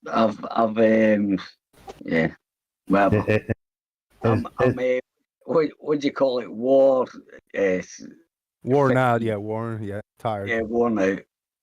Regarding that, but no other things, So you jump around, you check around on whoever is got streams and maybe jump in the chat or voice every once in a while, random around. No, this is the first time I've talked in a chat for a long time. All right. Okay, now, man. Appreciate it. I have a question for Ali, and what about what my wife said? Should I trust it or not? Oh. Yeah, again. Can he trust his wife? And now he's the expert about who to trust and who not. I don't know, Ed. Well, that's up to you to find out, isn't it? I told you, reality. I need guidance. No, you don't. No, you don't. Look within yourself. You'll find all the guidance you need. You don't need anybody else to tell you how to live, how to think, how to feel, or anything. So, look within yourself. You'll find the answer. There you go. Thank you. Yeah, got Ali B, and me. We go back quite long ways. I mean, not since the beginning, but quite back in the days, you know. And we had our up and downs and our encounters and bumping heads, but Ali always come back, and I always come back. Yeah, but I think I have to say it. I was going to write it in the chat, but I can say it now. I have to. That was the thing. I told you, Jose. You went down with your channel. You started showing your bias when you were muting people or interrupting. You better just sit back, moderate independently, no matter what you think, and you'll have a great channel. I told you that years ago when you done it. You did change. That's why it went downhill, and like people didn't bother coming here because they couldn't what they think is spread the word, because you get a lot of viewers. But as I say, if you are, but that was good tonight. Well done for muting Chike. Wait, man. Come on, hold on here. He said you shouldn't mute people. You shouldn't be biased. And then he said, "Good job." Yeah, well done for muting Chike. Yeah. But it was necessary. Excuse me. I didn't say anything. Hold on, Chike. Let me say something, right? I didn't say that Jose was muting much on the other side, like Flint. He started showing his bias, and that's why it went downhill. But I gave him kudos because, okay, whatever you think about Gary Begenga or whatever his name is, or whatever, you were interrupting him, and he stood up, no matter what side he was on, and he muted you, and that was it. That was You know what the difference between Gary is? That the second, no, not the minute, second he's muted, he's rage tweeting, and I don't. You know who's not coming anymore, Ali B. Ali B, the Rumpus stopped coming because of that. I had to mute him. He didn't let anybody speak. Motherfucker, bro. He got so pissed he's not coming anymore.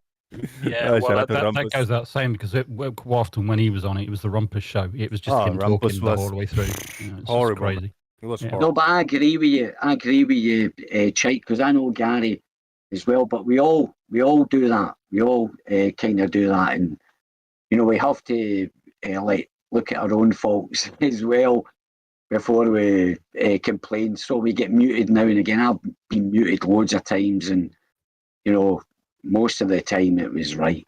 Anyway, I haven't seen you for a hot minute, Ali B, for probably a couple of years. I used to be known as the Casual Spaceman. It's probably been a couple of years at least. Last time I saw you or spoke to you. All right, guys, I'm gonna shut down the live show on YouTube. You guys stay, hang out, whatever you want. It was shut down. Huh? I thought it was shut down. No. We're still doing this little last chat over here live, but I'm good. Shout out to everybody on YouTube. Like, share, subscribe, check on Discord, the links and all the good stuff, and make sure that you got the notification on when we live. Come back, have a little bit of fun, join, talk to us, and all the good stuff. Ladies, everybody. Jose JG out. Boom. Let me do a quick squeaky earth here. Here we go. There you go. Still rings. Yeah. Boom.